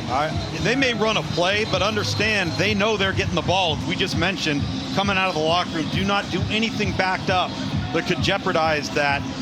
Don't want any negativity. Let's just make sure we get ourselves in the locker room, prepare for that next opening offensive drive. That's right. Refreshed, regrouped in the locker room. And you've played a good first half. Yeah.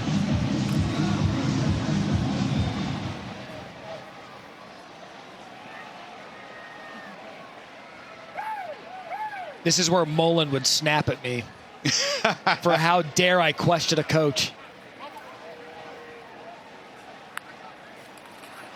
Yeah, right up the middle.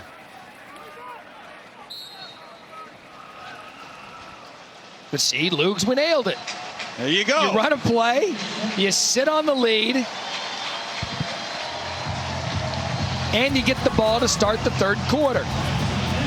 Entertaining first half as South Florida, the home team, is up 10-7. Let's go to Kevin Connors, EJ Manuel, and Sam Acho after the break as South Florida's up 10-7.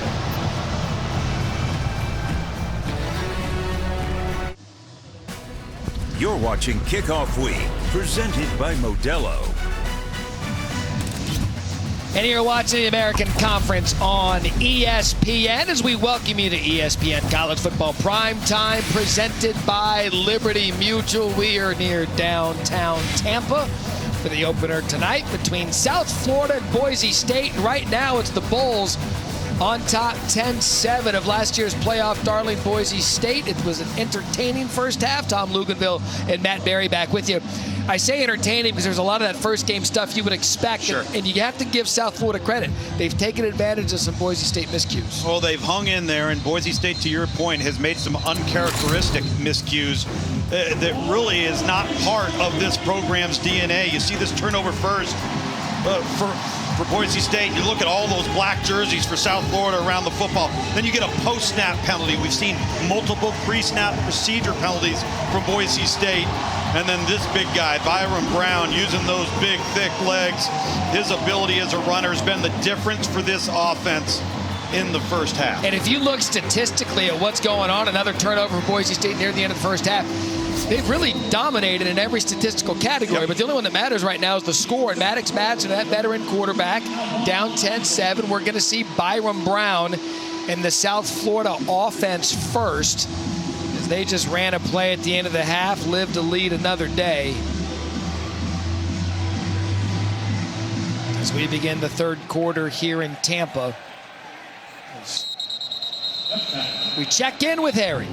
Matt, I caught up with Boise State head coach Spencer Danielson coming out of the locker room. I said, hey, what'd you tell your guys in there? He said, look, we have them right where we want them. Punch, punch, punch, wear them out, wear them out, wear them out. And now it's time to throw the knockout blow. By the way, Harry and the Pirate Ship won. New season, new look. Harry with the lip sweater. We need an eye patch. If you're going to be on a pirate ship, we need an eye patch, Harry. Gotta have one sent down, guys. Harry with the mustache. And we'll see what Boise State does in the second half. See if they can't fight their way back into this one. Close game, 10-7. Cartavius Norton in the backfield. Quick shot from Brown. We saw a lot of that in the first half, and that's Weston Wolf. Missed a good part of last year because of an injury. And that's a gain of 7 to start the third quarter.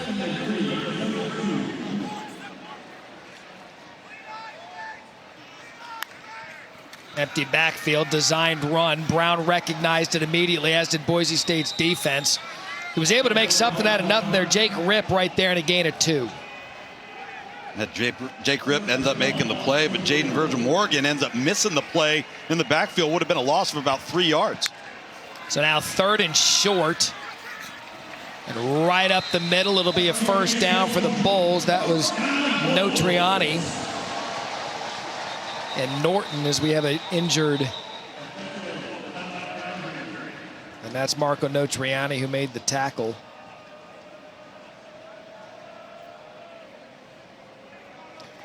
Well, they take care of him. When you look now, another storyline we didn't discuss coming out on camera was the fact that both of these teams have put themselves in these 3rd and longs in the first half, making it even more difficult for them to extend the drive. Well, that's what, there's not a lot of play calls in the book for 3rd and long, and it puts you in obvious passing situations. And when you're South Florida and you want to go at the pace and the tempo that they want to play at, you have to get first downs early. That's what sets up who you are as an offense, and they didn't have that in the first half. Looks like they're off to a fine start here in the third quarter. Again, total yards favors Boise State. There's good news for Notriani. He's able to get up and walk off. One of the leaders on this defense, one of the veterans returning on this defense, a 5th-year senior. And the linebacker got his nose right up in there. And by the way, Cartavius Norton's not small. He's 5'11", 222. What did you call him in the pregame? A keg? A keg. Yeah, he's a keg wearing a number. Think these kids at South Florida had any kegs in the tailgate lot? Might have been a few we spotted on our way in. We're so back. 1st and 10. Play fake. Brown holds on to it, and Boise State gets to him. He doesn't make that first read. He holds on to it, and he paid for it again. Loss of 1. Fortunately, you get back close to the line of scrimmage, but here we go, backed up once again. And they're going to try and go fast. They got to get lined up top. Got the 4th sack of the night for a unit that led the country in sacks a year ago. Norton right up the gut. And I just mentioned it, the 3rd and longs. And they've got 3rd and 9, Howlooks.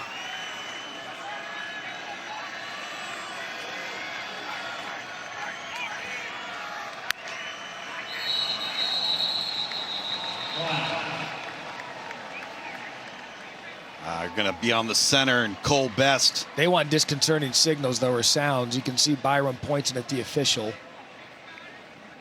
Pretty hearty clap by Byron Brown. Illegal snap on the offense. 5-yard penalty. Still 3rd down. Watch Cole Best, number 72. He's going to flinch upon that clap. Yeah. Ever so subtle. All right, so now 3rd and 14.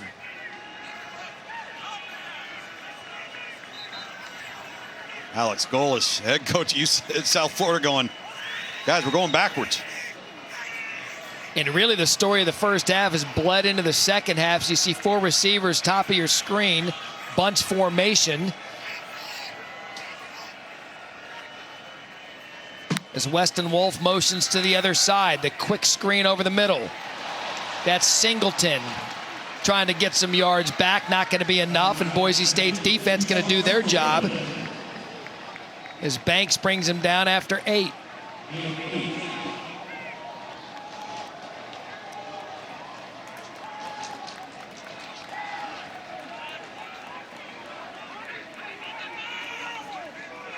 So 20 seconds left on the play clock. They're not in any hurry to rush the punter out there.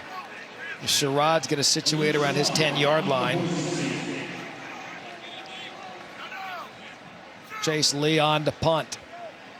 Play clock at 5. They just get it off. Leon, or rather Sherrod, a fair catch at the 10.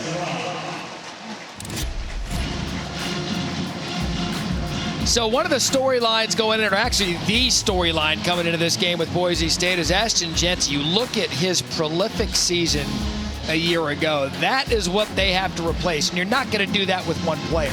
Their hope this year is to do it with a combination of Sherrod and Sire Gaines, to not necessarily duplicate that, but get the same amount of production they would like out of the running. Yeah, and they're going to grow into that. They're going to develop into that. They've got an older back in Sherrod, the Fresno State transfer. Sire Gaines is the young horse in the backfield, and they're going to get there. Just may not happen overnight. And just 61 yards rushing in the first half. That's Sherrod, and he can't get away from that defense. That's DeClona, who has just been all over this game tonight.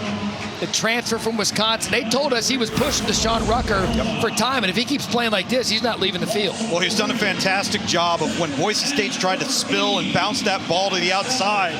They've set the edge, and he's leveraged the ball back inside, where all of his partners are wearing black jerseys. And now we have, again, Boise State, Matt, 2nd and long.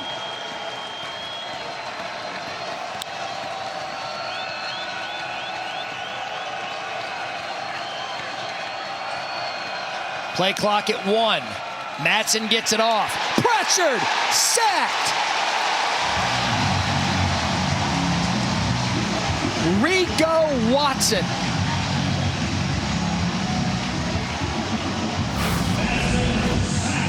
The transfer from Florida State, and Robert Morris just made his announcement to Madsen. Well, he gets a beat. First step quickness off the edge, and Matoyer's laid out of his stance, and then his hips parallel with the sideline, and it was over before it began. And this new look Todd Orlando defense has Boise State pinned.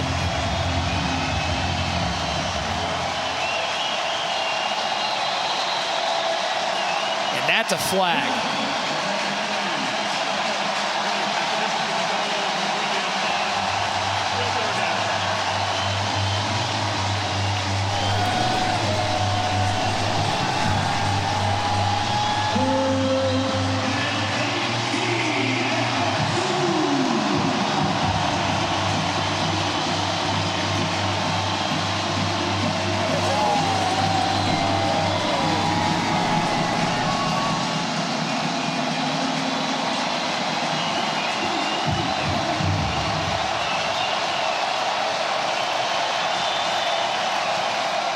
Matson's going to fake it.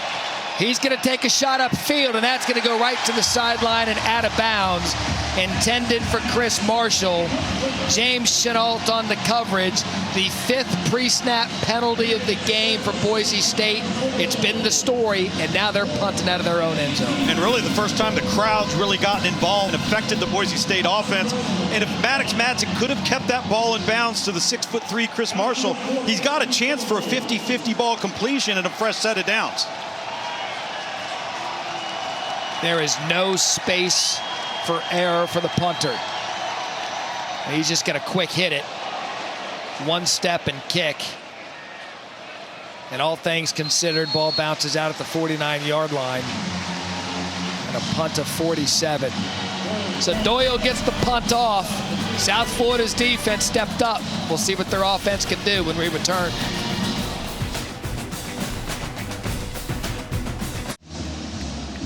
We are all the way back because there's the Taco Bell Live Moss student section. Only one student section can claim the title of Live Moss Student Section of the Year. Who will take home the trophy this year? That's a choice, by the way. That is a choice that you make in this weather to come out in body paint and chest hair. That's just a vibe. Where's the beefy 5-layer burrito? Oh, God, in this heat. Give me a little gordita crunch, will you? Best starting field position for South Florida. At least the booth is open air.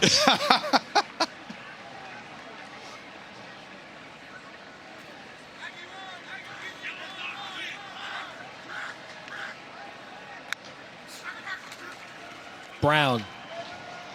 He's kind of missed on his timing. That to Nimrod. Nimrod had his guy beat, and he threw it behind him. Yeah, he's just got a little bit of sloppy footwork back there. There's no urgency with his feet to get planted, get set, step into it, and throw a strike. Looks like he's aiming the football a little bit. You got to complete that ball if you're Byron Brown. Again, 11 months to the day since his injury, showing a bit of rust. And there's Franklin trying to bounce off a couple of tacklers. Does a good job to really just get anything. And just like that, again, 3rd and long. Credit the defensive front seven for both of these ball clubs. They've put a lot of pressure on the opposing offenses, created a lot of negative plays. As you mentioned, 3rd and long very often. No Triani is back on the field for the Broncos.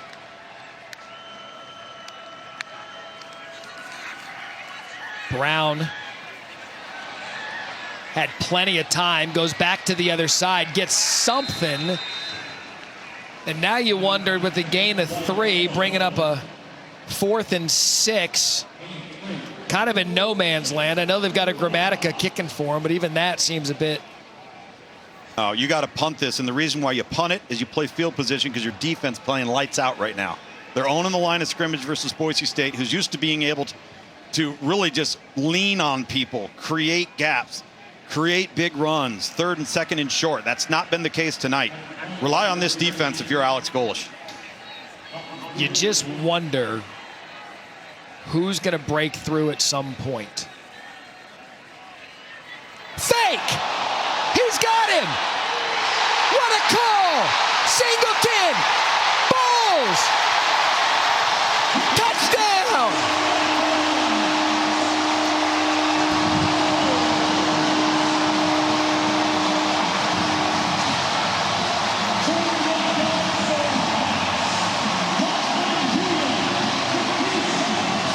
They snuck in Lachlan Hewitt, the quarterback.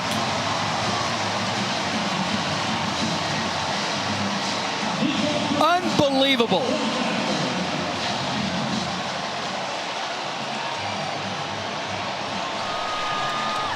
If your offense won't move the ball, what the hell? Fake a punt. We heard Alex Golesh in his pregame speech to his football team. He said, what makes us different tonight? That makes you different tonight. Their big play receiver at the end of last season, they said Keyshawn Singleton, he came on. He was a guy that needs to be out there and perform for us. 6'3", 215. What a play.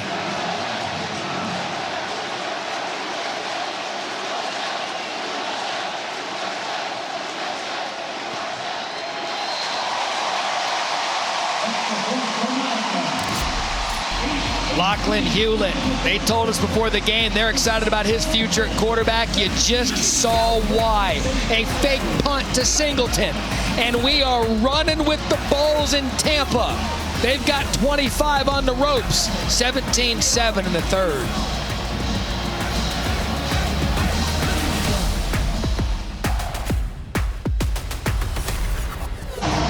You are for sure going to see that play on the new ESPN app, Luke. Well, he sneaks on there and he kind of just casually trots. And nobody picks up on it. The defense and the punt return unit doesn't even notice. And nobody on the Boise State sideline up top is jumping and hollering and screaming that the punter's not on the field. That was Lachlan Hewlett, true freshman out of St. Augustine, Florida. Dad's a quarterback coach. Alex Golesh told us pregame, he's like, see that kid? He pointed to him. He's going to be a guy. He said, see that kid? That's a guy. Yep. And that guy just came in and threw a 45-yard touchdown pass to give the Bulls a 17-7 lead.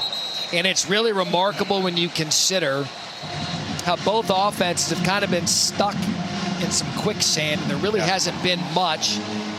And Golesh is like, I don't know how much more our defense can do for us. They've been playing a hell of a ball game. I need to do something. And they You got to have a spark. You got to have something in the tool bag to say, hey, if the opportunity presents itself, we didn't come here to play safe.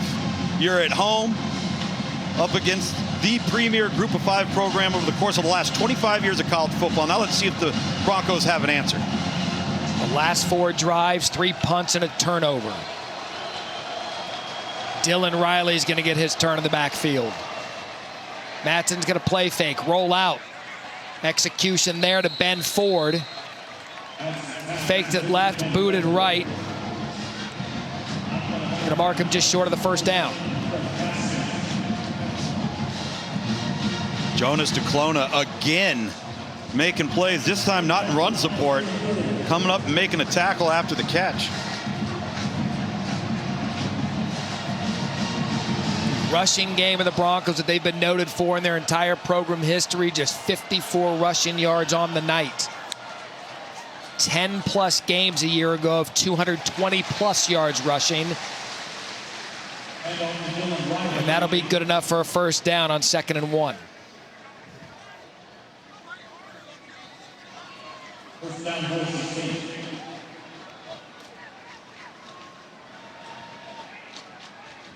We've seen this program battle back time and time again. Some uncharacteristic football out of them tonight. Still plenty to play here midway through the third quarter.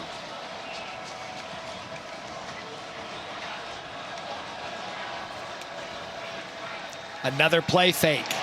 Another pass rush. Batted down. Jalen Schuler. That was Salazar, the transfer from Texas A&M. One of those veteran defensive linemen. He's wearing the 63 jersey. This is the guy that they said has come in. He's a captain, and he just transferred in. What does that say about him? I know it. He got here last spring and has basically gotten this entire team behind him and splits the guard and the tackle right there. Great pursuit, great pressure, and again, affecting the quarterback is what South Florida's done tonight with this front. 2nd and 10. Matson, he's forced to come off his spot all night long. Let's check in with Harry on Salazar in the jersey. Matt, I got to tell you, they gave him the number for a reason. It is because of that intensity and because of that leadership. After that hit, that he had on Maddox Madsen towards him. He would not stop staring him down. This is a defense that told me earlier this week they're going to be running and hitting, and they are not letting anybody down thus far. Another third down.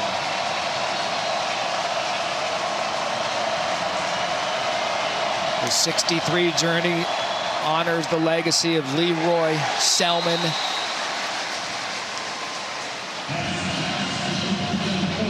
And that was Chenault on Ford, and now it's fourth down. Been really impressed with this South Florida's team ability to do two things on defense. Keep the ball in front of you and then tackle in space. Don't allow the short underneath stuff to turn into a 20, 25, 35-yard gain. All right, so this is fourth down. They've got the offense on here now.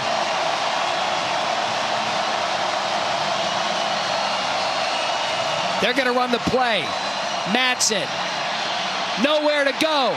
Tries to do it with his feet and gets it.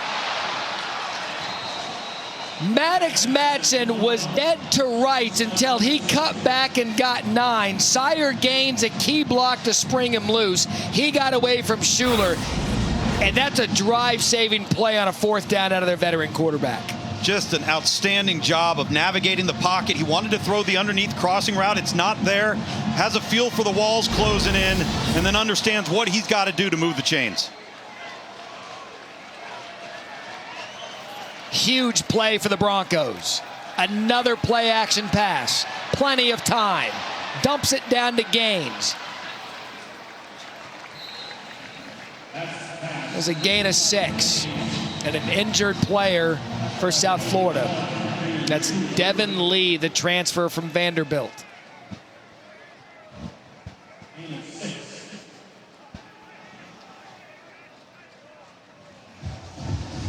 This defense, particularly this front, has had a huge night for South Florida.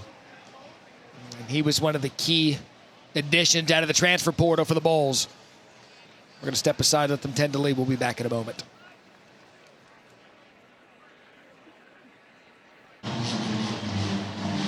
All right, so that's good news. Devin Lee there went down, the transfer from Vanderbilt. He's on the sideline, smiling, having a good time. Based on what we saw and how he went down, it looked worse with the way that he came down and grabbed at first what looked like his knee. The way they tended to him, Lugs, they were stretching his hamstring.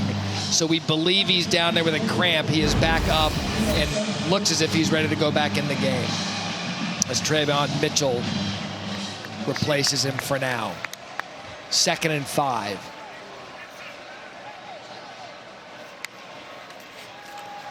Madsen looked right, came back to his left, tucks it and runs. He's done that a couple of times on this drive for big gains to move the chains. Schuler brings him down, and that's a gain of 11. Smart, heady decision right there. Take what the defense gives you. Don't like what you see. That front door opens, takes off, get positive yardage. Now they're lining up the football quickly. Whistle blows before the snap. Prior to the snap, first charge come out of the half. South Florida, 30 seconds. You can see South Florida pre-snap. They were kind of looking around. They're getting a taste of their own medicine right. is what they're getting. They should be used to it from practice.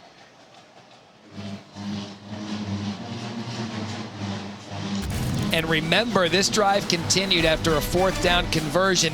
I loved this when we got this assignment, Luz, because we were kicking off week 1 of the college football season. We are merely an amuse-bouche to a weekend entree of football deliciousness. Like this grid just lights my wick. Like I'm sitting there staring at it and I don't even know what to do with it. You can't wait. Like the fact that I get Notre Dame Miami on Sunday night after getting fat and sassy in studio with all those games. I mean, my goodness. It's going to be a heck of a week. The ESPN cafeteria is going to get it on Saturday. Joey Galloway, happy to welcome in EJ Manuel to our studio family. He'll join us on College Football Final each week. 1st and 10 after the run conversion. The handoff to Sherrod. I mean, you see he's got the quicks, but he just can't get around these defenders. Luke, this is an opportunity to punt. You'll be in studio this year with ACC. I will. I'll be in studio starting Friday night on ACC Network, all throughout the day on Saturday. Truest, covering it all. Getting back to the studio roots. Truest statement in the building. The studio guys work harder than anyone. The hours are. Our great producers, Dee, Zoling, Riv. It's great to be back in college football. 2nd and 11.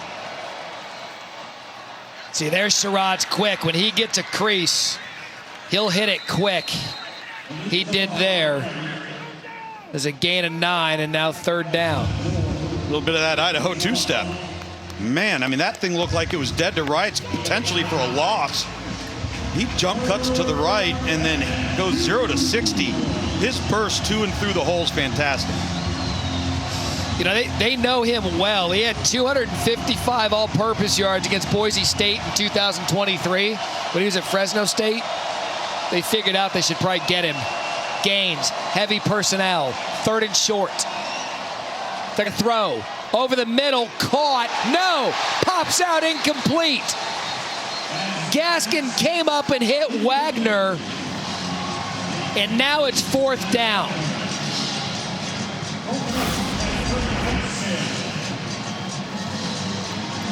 Terrific timing there by Gaskin. And another big decision here for Boise State. And he's got the offense out there, Luke's. In field goal range, 2-score game. They converted a 4th down already.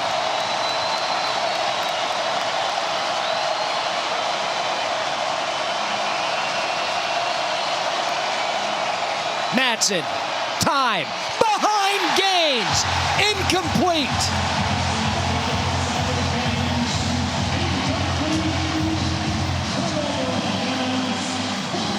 Matt, that wasn't a well-thrown football that time for Maddox Madsen, but the way that South Florida's been playing on defense, I'm not sure he would have gotten the 1st down with the way this Bulls defense has been tackling. Chenault, Johnny on the spot right there to make the tackle on the sideline. But one of the few times tonight we've just seen a flat-out inaccurate throw from Maddox Madsen. And now if you're South Florida with this home crowd behind you, you take possession of the football, you got to take advantage of this opportunity on offense. You surprised he didn't line up for a field goal? A little bit. There's a lot of time left here. 12 plays, 52 yards, 5.5 minutes, no points. What does Byron Brown do with it? He's going to keep it on 1st down and get corralled immediately by the Broncos. No flag on that one. Crowd wanted it for a late throwdown. Banks, Rip, both in there. Picked up 1.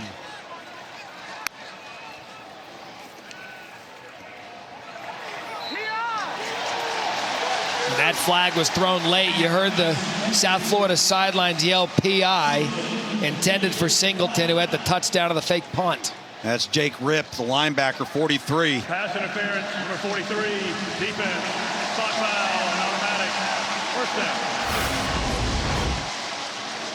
Just a little early. You're going to see the shot in the back right there on Singleton by Jake Rip. He's in good position. Just a tad off on the timing.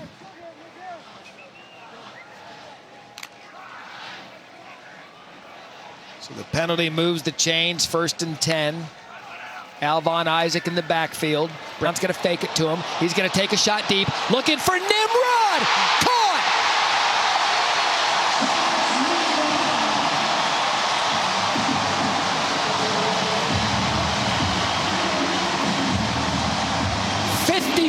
Yards to the Tennessee transfer. And the Bulls are in business. Tempo. Brown has the corner. Touchdown.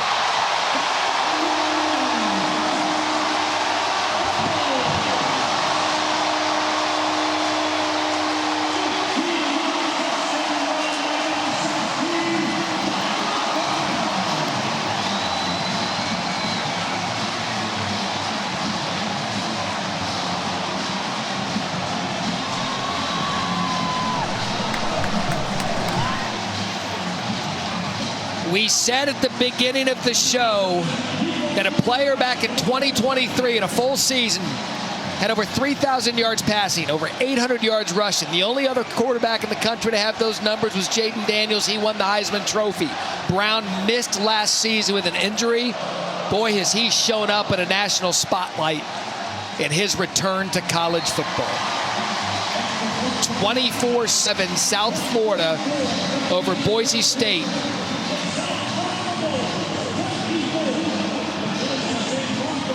There's an injured player for South Florida, but here's the throw to Nimrod. Yeah, Chaz Nimrod doing the post route over the top. They ran a crossing route to hold the safety, Devin Banks, number 4, to finally deliver and complete the vertical throw. And now this is where the pace of play catches up with you, because South Florida gets to the line of scrimmage quickly, calls the play, calls it on the quarterback, and now you've got Boise State defenders huffing and puffing on defense, just trying to get lined up. Excellent execution, finally delivering on the deep ball. And here's where you see the missed tackles on the perimeter, most notably from Jeremiah Irby, the defensive corner for Boise State.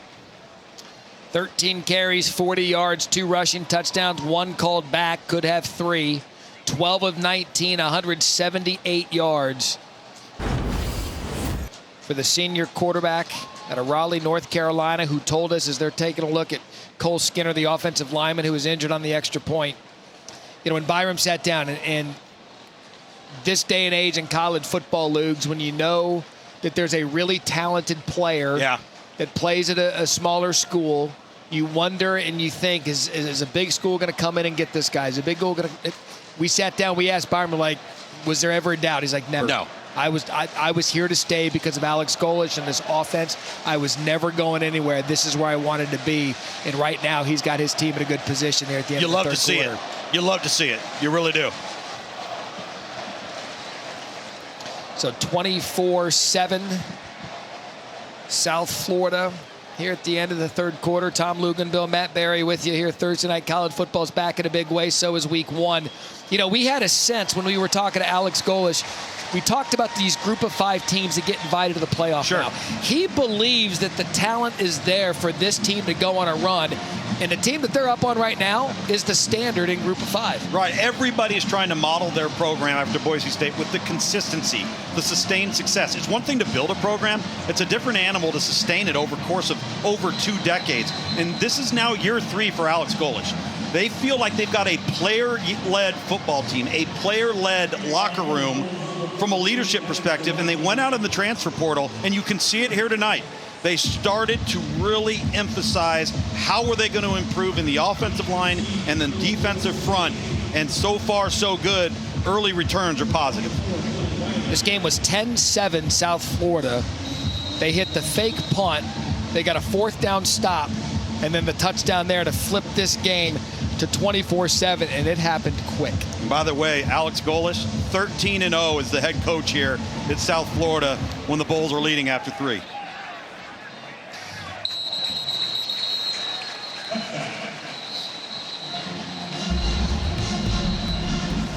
All right, all 6 episodes of The Kingdom are available now, streaming on ESPN Plus and Disney Plus. The Kingdom takes an unprecedented look at the Kansas City Chiefs' legacy over 60 years of highs and lows, focusing on their incredible 2024 season.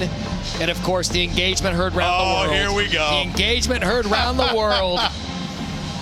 Travis Kelce just put himself out there to have an entire album written about him someday. Can't hide love.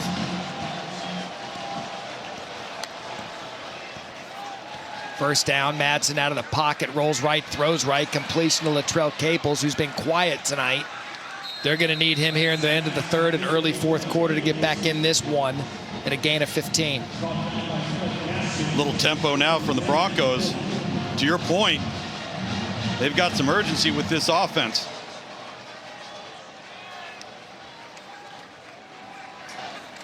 And I'll tell you, one of the, at least in the first 2 years of the Alex Golesh era, how many times have we seen them in the second half be up in a game against a ranked team and then not be able to finish? You heard him in his pregame speech talking about tonight in the fourth quarter, we finish. I mean, they've lost 19 consecutive games to ranked teams. Well, and listen, case in point, the Alabama game a year ago on the road in Tuscaloosa. It's 14-13 in the middle of the third quarter.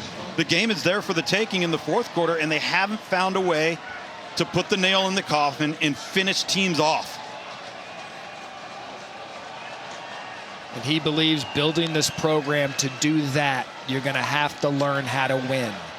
Right now they look good, and that was a big hit on Caples, incomplete.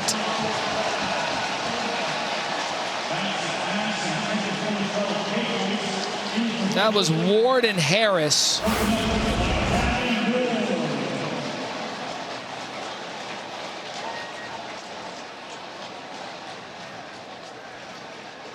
And the hit looks worse because the helmet popped off, Correct. but that's a clean football hit. Well, and Xavier Hamilton, number 25, who's dropping into coverage, if you watch his arm action, he's trying to swipe away at the ball at the last second as he creates contact with Caples.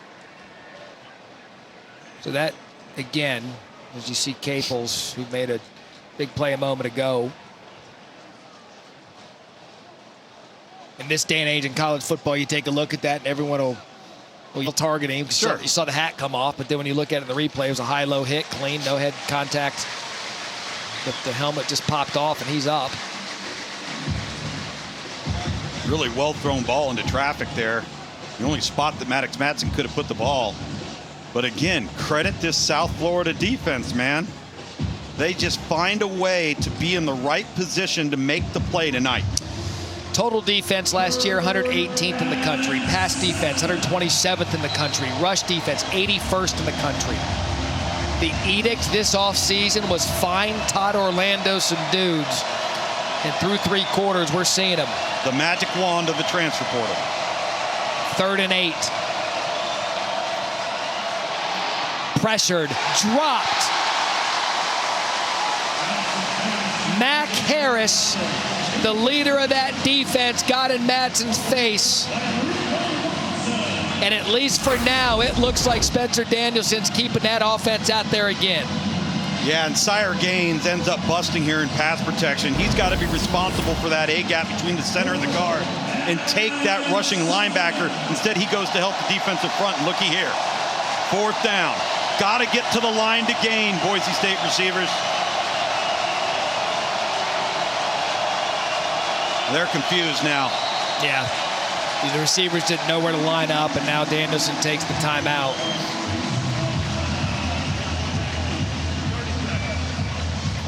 It's been a while since we've witnessed a Boise State team lose a little bit of their composure, get a little bit rattled. You know, this is out of their comfort zone, playing in this type of setting, down 24-7. It's been a while. Look, we talk about program identity, right? And you and I were having a great conversation about that the other day. With all the changes in college football, to me, there are programs that remain the same that you know they're going to beat. Boise State's one of them. I think North Dakota State at FCS. Sure. I think Iowa's another one of those. But you just know who they're going to be. Yeah. And so when you always build from within your culture, you're not used to something like this. No, and it becomes more magnified. Right. Yeah. So he's going to run the offense back out there, 4th and 8.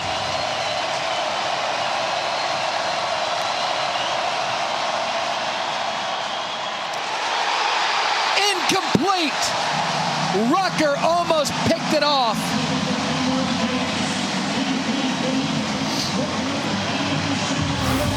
And you wonder how many moments Boise State's going to have left. Well, terrific anticipation, key in the eyes of the quarterback. Listen, you know that the receiver's not going to run past you. He's going to get to the line to gain.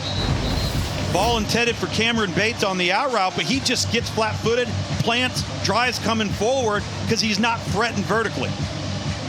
Back-to-back stops for the South Florida defense on 4th down.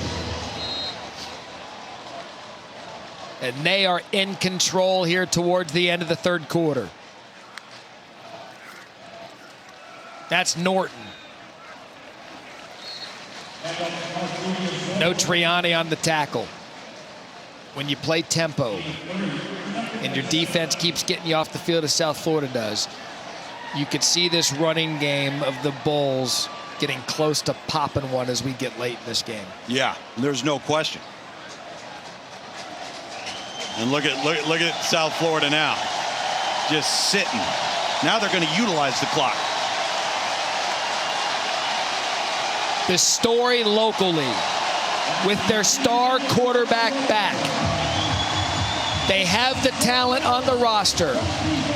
Is that enough to finish in the fourth quarter and plant their flag in the group of 5 hunt to be a contender this season? South Florida up 24-7 as we head to the fourth in Tampa.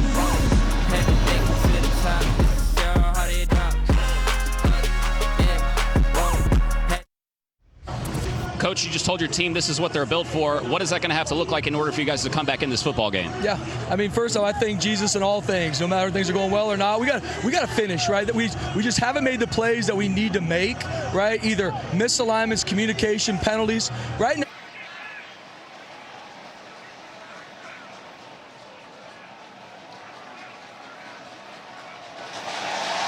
So South Florida retains possession. So another look there at the end of the play.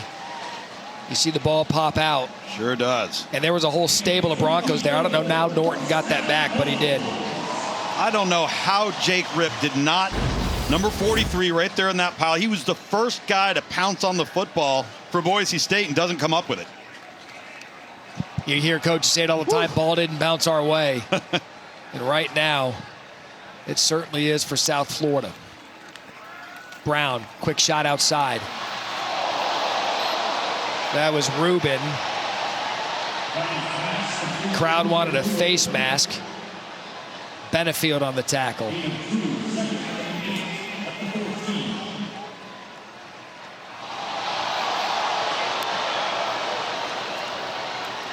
Another quick hit. Rubin again. Third reception for the night for the Stanford transfer.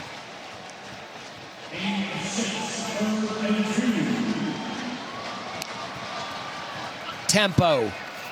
Up the middle. Norton. Knockout.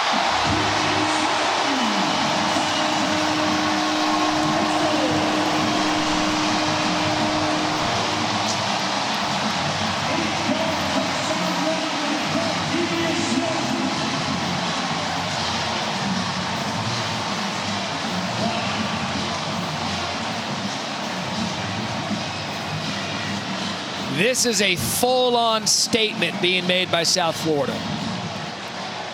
Boise State is tired right now. The pace of play, the temperature, the humidity, the momentum, the energy in the stadium is starting to take its toll on that Broncos defensive front.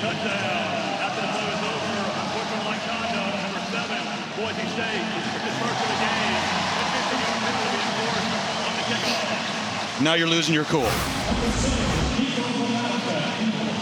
And again, we've been harping on it because we have so much respect for Boise State's program.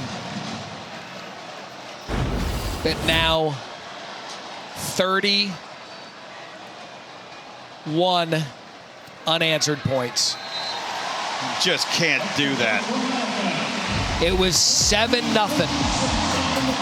And these Bulls ran out of gate, and they haven't stopped since the fake punt. It is another touchdown in Tampa. All Bulls.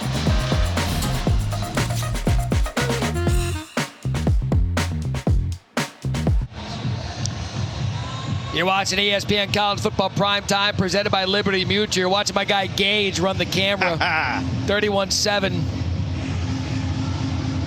Love all of our crews. You know, here's what I love about college football season. You get to come back. It's like a reunion, seeing all your buddies again. It's been fun. Look at these guys standing up right here. They're not ready to go on that last touchdown, and they finally get in their snaps, and the ball snapped. And that is where things start to wear on you when you are Boise State defensively against this pace. Pooch kick there to the 25-yard line. We wondered through conversation, and look, it's a natural conversation to have when you're out there in Boise up in the mountains and you're talking about coming down to South Florida. Yep. Is it going to be difficult? But first, let's check in with Kevin Connors. Yeah, Matt, we want to let you know ESPN's going to be broadcasting 51 games over week one. You can see right now ACC Network, NC State 17-0 lead on East Carolina. C.J. Bailey, a touchdown run and pass. Missouri's got a Bo Perbula touchdown pass over on the SEC Network. And Duke over on ACC Network Extra with a 10-3 lead. Kev, thank you. As always, you can watch all of that on the all-new ESPN app. Over the middle, incomplete. This South Florida defense, 9 possessions, 4 punts, 2 takeaways, 2 stops on downs, just 1 score allowed. To me, that's the story of this game. There's no question, and now what you're starting to see is inaccuracy at the quarterback position, missing guys, missing something at the point of attack. As this thing starts rolling down a little bit, and South Florida's gaining momentum. So to finish the thought, there Madsen. Again over the middle. Now that's a good grab by Caples. It's going to be a first down, Boise State. You wondered how much the heat, the humidity would play a factor late in this game for Boise, not used to playing in that kind of climate. They did some hell practices in camp to get ready for it, but you never know. And then we laughed when we saw South Florida come out in all black. We're like, what are you doing? I mean, it looked great. It looks great. I was thinking of Ron Burgundy and Anchorman, and he goes, milk was a bad choice. That's what I said about these black uniforms. I said, wait, what are we doing here? And then Alex Goldis says, well, it's either black or green. It's a good point. And black looks tougher. Yeah. And right now it's not hurting them, up 31-7. 2nd and 10.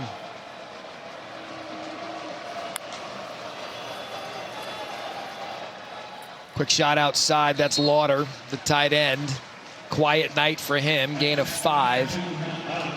Rucker forces him out. It's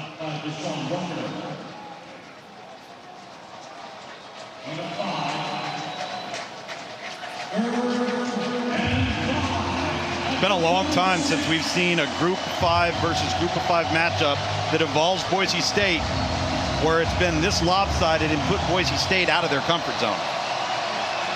And pretty handily right now as we start the 4th quarter. And that's put on Lauder. He did kind of a pirouette, was able to hang on to it. Schuler forced him out of bounds, and that'll be a first down. But Luke, you and I were talking all week in preparation for this game. I said it when we were preparing. I said, you look at South Florida, it's like, that's a guy.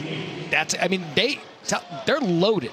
They're athletic and they're old. That's the thing. A lot of redshirt juniors, redshirt seniors, graduate seniors, guys that have played a ton of football have come into this program. A lot of experience.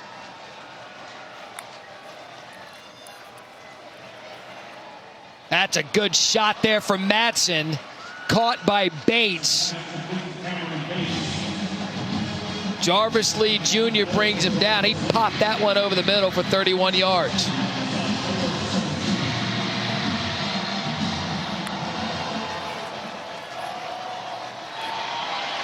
Escapes pressure.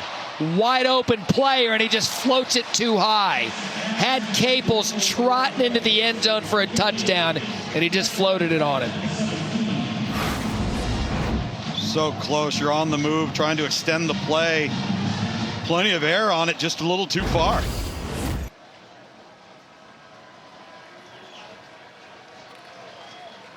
Boise needs one of those to hit. You need something positive to happen, resulting in points to try to shift this momentum over to your sideline a bit. Again, 31 unanswered points out of the Bulls, down 7-0 early. Madsen tries to escape again and just throws that one to the sidelines. Gaines was there. It's incomplete. It's going to bring up a 3rd and 10. Going back to the conversation about South Florida and the guys that they brought in and the veterans, I think one of the biggest things that all the coaches told us, none of them came with ego. No. They kind of just came in and bought in. You never know at the portal. It really is a coin flip. Yeah. They said every single one of these guys they brought in, be it offense or defense, just came in and bought in. And if they found out anything they didn't like about them, they said, we're not taking them. We're going to go another direction. Keep the locker room healthy.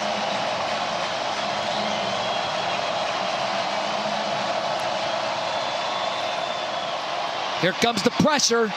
Madsen sets it, has space to run if he wants it, and he pulls it down. And a good open field tackle there to minimize the gain from Jarvis Lee Jr. and a gain of 4.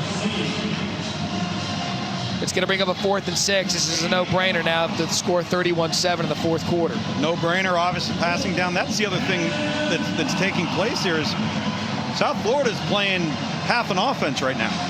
Because you're not overly concerned about anything going on in the run game. You're worried about the pass game. You could pin your ears back and turn it loose.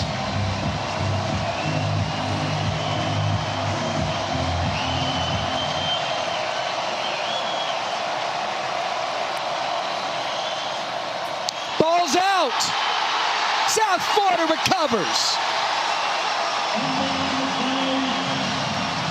Ira Singleton hops on it.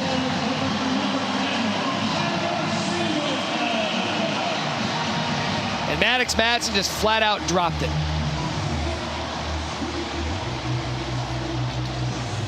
All night long,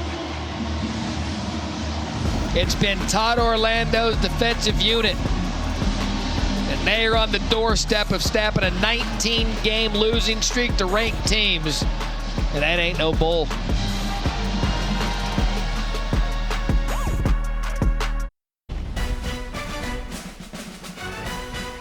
ESPN Thursday Night College Football is presented by Liberty Mutual Insurance. Only pay for what you need.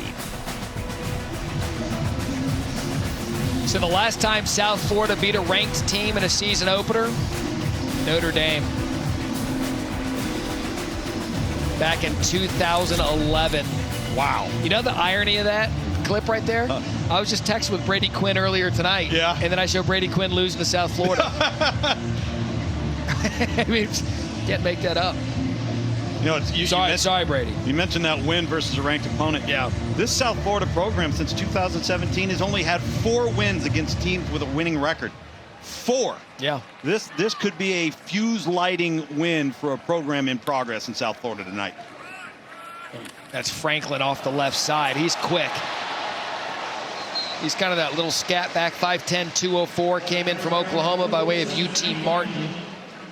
And this is, look, when we're getting into one of our hardcore football talks and you get to the end of the game, you have 31-7, you're trying to snap a losing streak against ranked teams. You talk about stealing the soul of another program, you do it on the ground. No doubt. And South Florida is going to try to steal their soul. Demoralize them. To make a statement in week 1.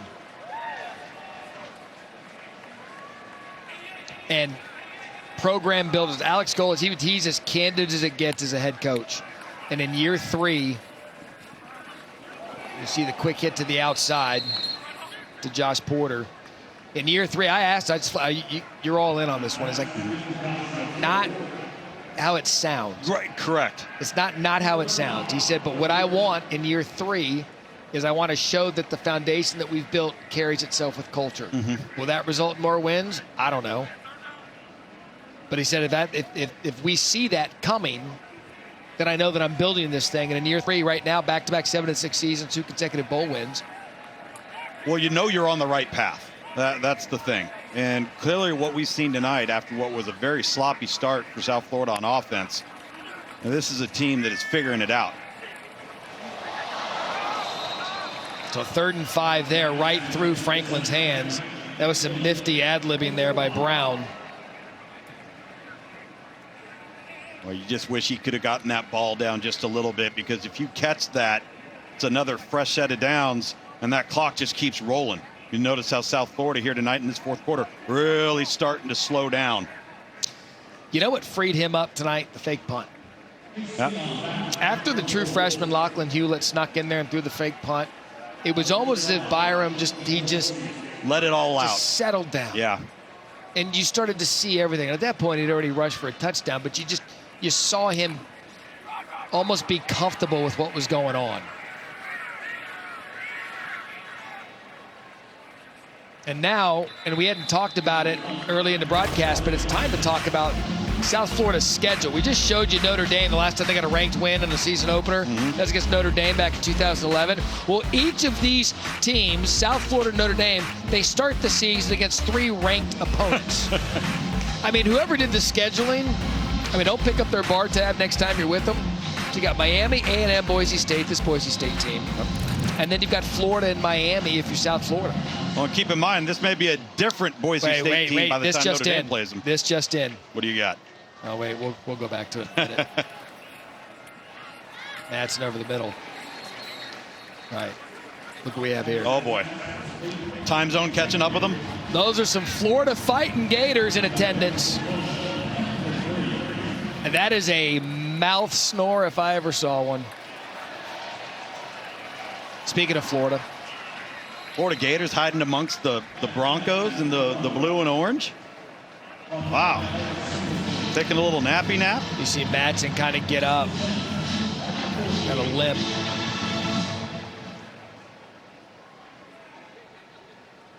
You know, he's tough, though.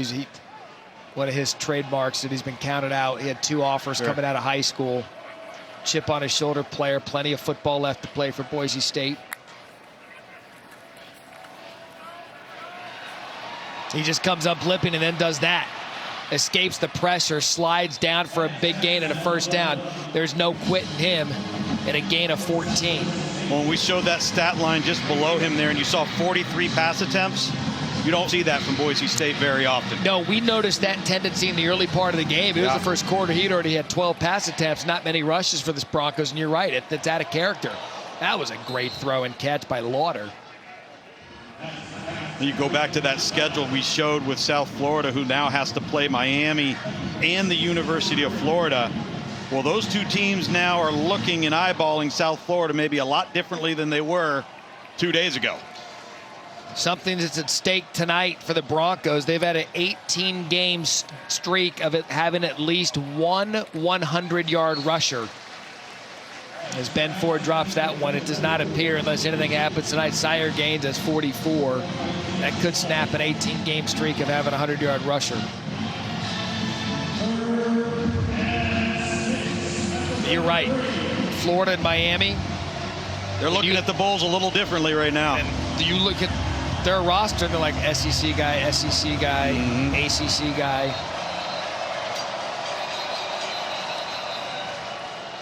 You know, first things first for the Hurricanes, of course. They've got Notre Dame in a great opening weekend game. It is 31-7.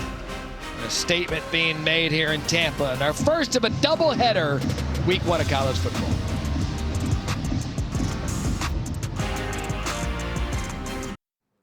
Kevin Connors in studio. A look at Brendan Sorsby's second season as the Bearcats quarterback. 18 passing touchdowns, 9 rushing touchdowns for Cincinnati last season. And Dylan Raiola coming off a freshman year that was solid for the Nebraska Cornhuskers, wrapped up with a Pinstripe Bowl victory over Boston College. Nebraska-Cincinnati, Matt, what a way to get week 1 underway, second game of our doubleheader.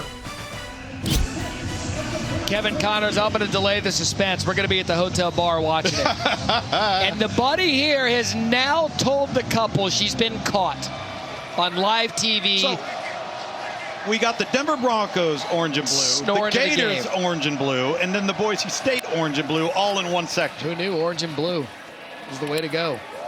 Ooh, boy, they hit down there. Jalen Schuler.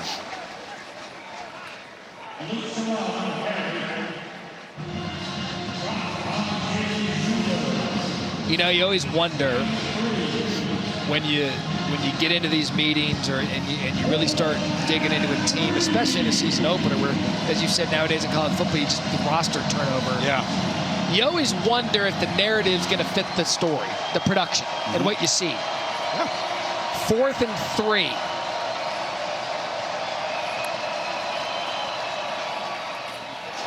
Turnover on downs. And to that end, when we sat and studied and talked to Todd Orlando and Golish about the new 4th down stops, the new defense, we knew they came in, but we wondered if that was going to be that big of a difference. And through one game, it's undeniable. It's night and day.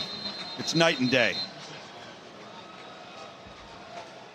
You just want, every time you hear, well, they got new guys, we're going to change the focus up. Well, the proof is in the score. Well, and so much about it is, it's not just having new guys. It's not about the revolving door. It's not about adding 20, 25, 30 guys. Did you bring in the right guys? The right guy. And I'm not talking athletes. I'm not talking about talent. I'm talking about people. Because if you go the other way, it can go south on you real fast.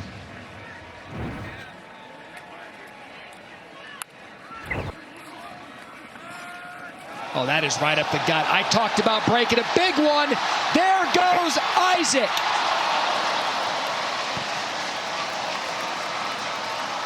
The only running back on the depth chart to have played a snap for the Bulls, and he just went for 49. Max Stige couldn't hang on to him. Look at Isaac just exploit the cutback lane, and Boise State's caught out of a gap.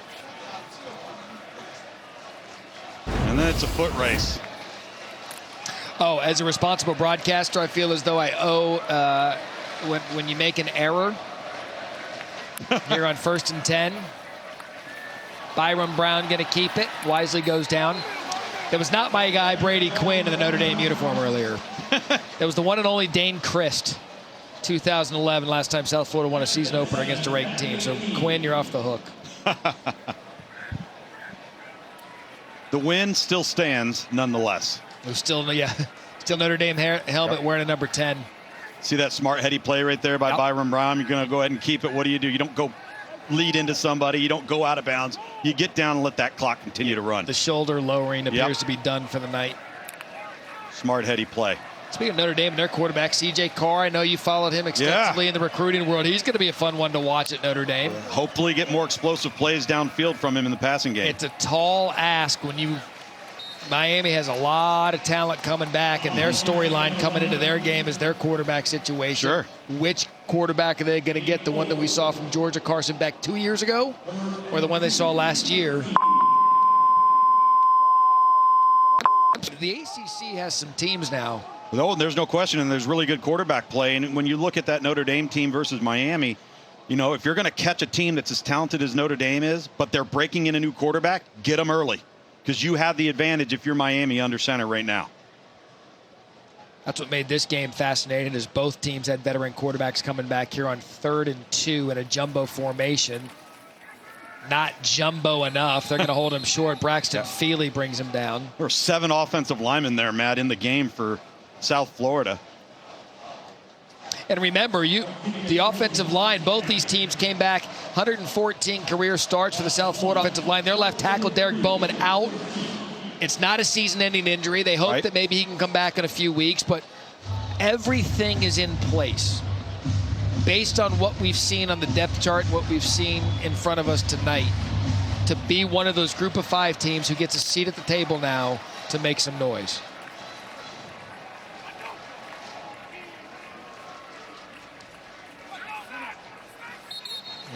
Golish is going to use a timeout. And final charge out of half, South Florida, 30 seconds. All right, so while they take the timeout, we're going to take a look at and it wasn't even close. It was the return of Byron Brown, who's anxiously anticipated his return. And Luke's, he stepped up. He certainly did, particularly as the game wore on. He got better as the game went on. Nice little dig. A lot of strain on the defense, lowers his shoulder to get across the goal line, and then is able to read the safety as they bring the crossing route over to hold the safety, throw it right over the top of his head to the Tennessee transfer, Chaz Nimrod. And those were some deep throws that he had missed earlier in his career and earlier tonight. And then once again, the pace of play catches up with Boise State as the very next play on the ground, Byron Brown takes it in himself. Proper respects now for Nico Gramatica, who got points out of that drive 52 yards earlier. His dad, Martin Gramatica, of the Kicking Gramaticas here in Tampa.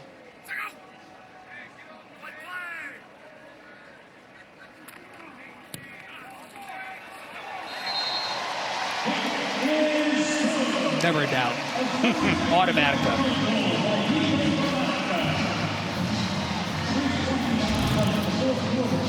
Look at this. Martin, Bill, Santiago, Nico. The family of feet. The family of the greatest kicker face masks of all time. No question. Gramatica. Which one of those 4's ACL is still intact? Hopefully all of them. Nico, when he hit that 52-yarder earlier, his celebration was like It was. He didn't knew jump. better. He knew better. He stayed. He let gravity do its thing and just kind of was like, yeah. I feel like the Grammaticas are like the Wallenda family. Yes, correct. Like they just all walk high ropes. All the Grammaticas kick. It's all they know to do. Right. What do you do? What do you think? For Grammatica. Again, the first of our doubleheader, Cincinnati, Nebraska coming up. Mark Jones, Roddy Jones on the call. And our doubleheader tonight just sets the table for a Labor Day weekend unlike anything we've seen in college football. Like, pick something that just doesn't turn you on there. I mean, look at that. It's unbelievable. You got Notre Dame. We talked about that. The new quarterback in C.J. Carr. Tommy Castellanos transfers down to Florida State. Yep. Now under Gus Malzahn calling plays. Ty Simpson bides his time at Alabama. He's going to finally get the start. And then how about the quarterback play between LSU and Clemson, huh? New quarterback play here for Boise State offensively. Yeah, Max Cutforth, Idaho kid. He's going to get his opportunity now. No need to risk anything with the starters if you don't have to. And then how about Lenora Sellers and Kyron Drones? You got Kyron Drones and Lenora Sellers in that one. Stephen Angeli at Syracuse, who won the job over Ricky Collins there, coming off of a huge year a year ago under Fran Brown in year one. But when you have the conversation, you're going to get used to me on Thursday nights. I get on a soapbox. Okay, go ahead. Once a week. Feel free. I get on a soapbox every single week. Can't wait. Is Mullen to tell you. Here's my soapbox of week one. I am not a fan of preseason rankings. I think preseason rankings tend to usually not be accurate because what everybody does when they do their preseason ranking, they take a look at the team the year before in their bona fides, like, oh, they were good last year, let's put them in the top 5. There are teams that don't have questions at quarterback that aren't ranked number 1 and 2 based on everything coming back. I just don't think you can rank some of these teams where they are based on what they lost. Well, and based off of what we know now with rosters that are returning and definitive answers at key spots, Clemson's the number 1 ranked team in the country. And I think LSU's ranked too low just because of the Nussmeier factor. Totally agree. It's going to be a great matchup in Death Valley. Oh, my gosh. I mean, you look at those two. Wow. Really anxious to see how Blake Baker's year 2 defense in Baton Rouge and LSU, how much they improve, because they're going to need to show up big on the road against that Clemson offense. And soapbox number 2, if I may. Okay, feel free. Because we only have a few more minutes on air. We get a week off next week because the NFL kickoff. I don't. Can we just let, for the love of college football, can we let Arch Manning play a few games before we put all of this pressure on the kid because of his last name? I get it. He started a couple times last year when Quinn was out. But my God, I know he's a Manning and I know he's otherworldly talented, but let the kid play before we do all this stuff. Couldn't agree with you more, but I will say this. In reaction to that, I love the blueprint they laid out for him to get from point A to point B. They didn't throw him to the wolves. They spoon-fed him. He's matured. He's more ready for the moment because of the path they took. And he's probably going to be a hell of a college football player. That's a great shot, by the way. That was a great throw by over to Quentin Brown, another true freshman. He's probably going to be a really good football player. Yeah. Guy hasn't started a whole season. We've already got him as the Heisman Trophy winner, the number 1 team in the country, and the number 1 overall pick. I know. I mean, let the kid breathe. All right, I think I'm good. Yeah, you know we got a commercial, right? Yeah, no more soapbox out on the other side of the 2-minute timeout.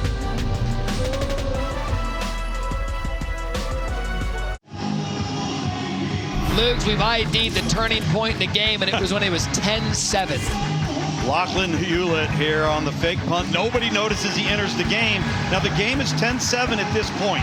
If they don't convert that and they don't get points here, Boise State sitting with the football at midfield, that changed everything. Up until that point, they were just trading miscues throughout the entire first half. Lachlan Hewitt's a true freshman quarterback that they are incredibly excited about, but he's not a punter. Snuck in. And that was the game changer. And because of that, 34 unanswered points. And you look at South Florida's schedule now, and I said at the beginning, we talked about the 3 ranked teams to start. They have this one, Boise State. They have Miami. They have Florida. This is a team that's got the talent to win a lot of football games. And you just hope if things don't go their way against Florida and Miami, and they are a group of 5 team, let's say at that point at best would be 10-2, that they wouldn't get docked against an 11-1 team that played an easier schedule. All right. Because if we're going eye test, I mean, you're a smart football guy. Sure. This team says to me that they've got a lot of talent. This team's in the mix. There's no question. There's a lot of football to be played. There are a lot of things. Nobody's got a crystal ball, obviously. Right. But when you start comparing schedules and you start comparing performance, when you're playing at the group of 5 level, the margin of error is very, very slim, not only in the eyes of the committee, but also in the eyes of fans. You're going to bring your A game each and every week to prove your worth and your value. Because it matters. And it does matter. And it is kind of, when you call a group of 5, I know they don't like that. It's kind of a slight, but there is a difference. There's a difference. There's a reason there's a difference, because there's different levels of talent. Right, and you just have to make sure that when you're watching them, you're watching them. Because I think Tulane, with Retzlaff coming in, they're going to be a damn good team. We talked about Mullen and UNLV. Really there good. are some teams out there that have talent to play, and it starts with this guy, Byron Brown in South Florida. They're going to snap that 19-game losing streak against ranked teams. Just think, the first 9 plays of the game for South Florida tonight resulted in negative 10 yards. And here we sit at 34-7 South Florida. So what a start for Alex Golesh, year 3. Believe that this team could be special. And if night one's any indications, he hugs Todd Orlando, whose defense earned it tonight. Yeah, he deserves a hug. They could be in store for a special season. Luke's final thoughts, if you will. Well, just impressed. Everything that Alex Golesh for South Florida spoke to us about this week came to fruition today. Tonight, South Florida made a statement against the premier program at the Group of 5 level of college football, playoff participant a year ago. Charlie Reynolds directed it. Kevin Clark produced it. Harry Lyles down to the sidelines. Tom Luganville and Matt Berry up in the booth. Thursday night, college football is back. What a statement. South Florida over Boise State 34-7. Second game of our doubleheader. Nebraska and Cincinnati. Take it away.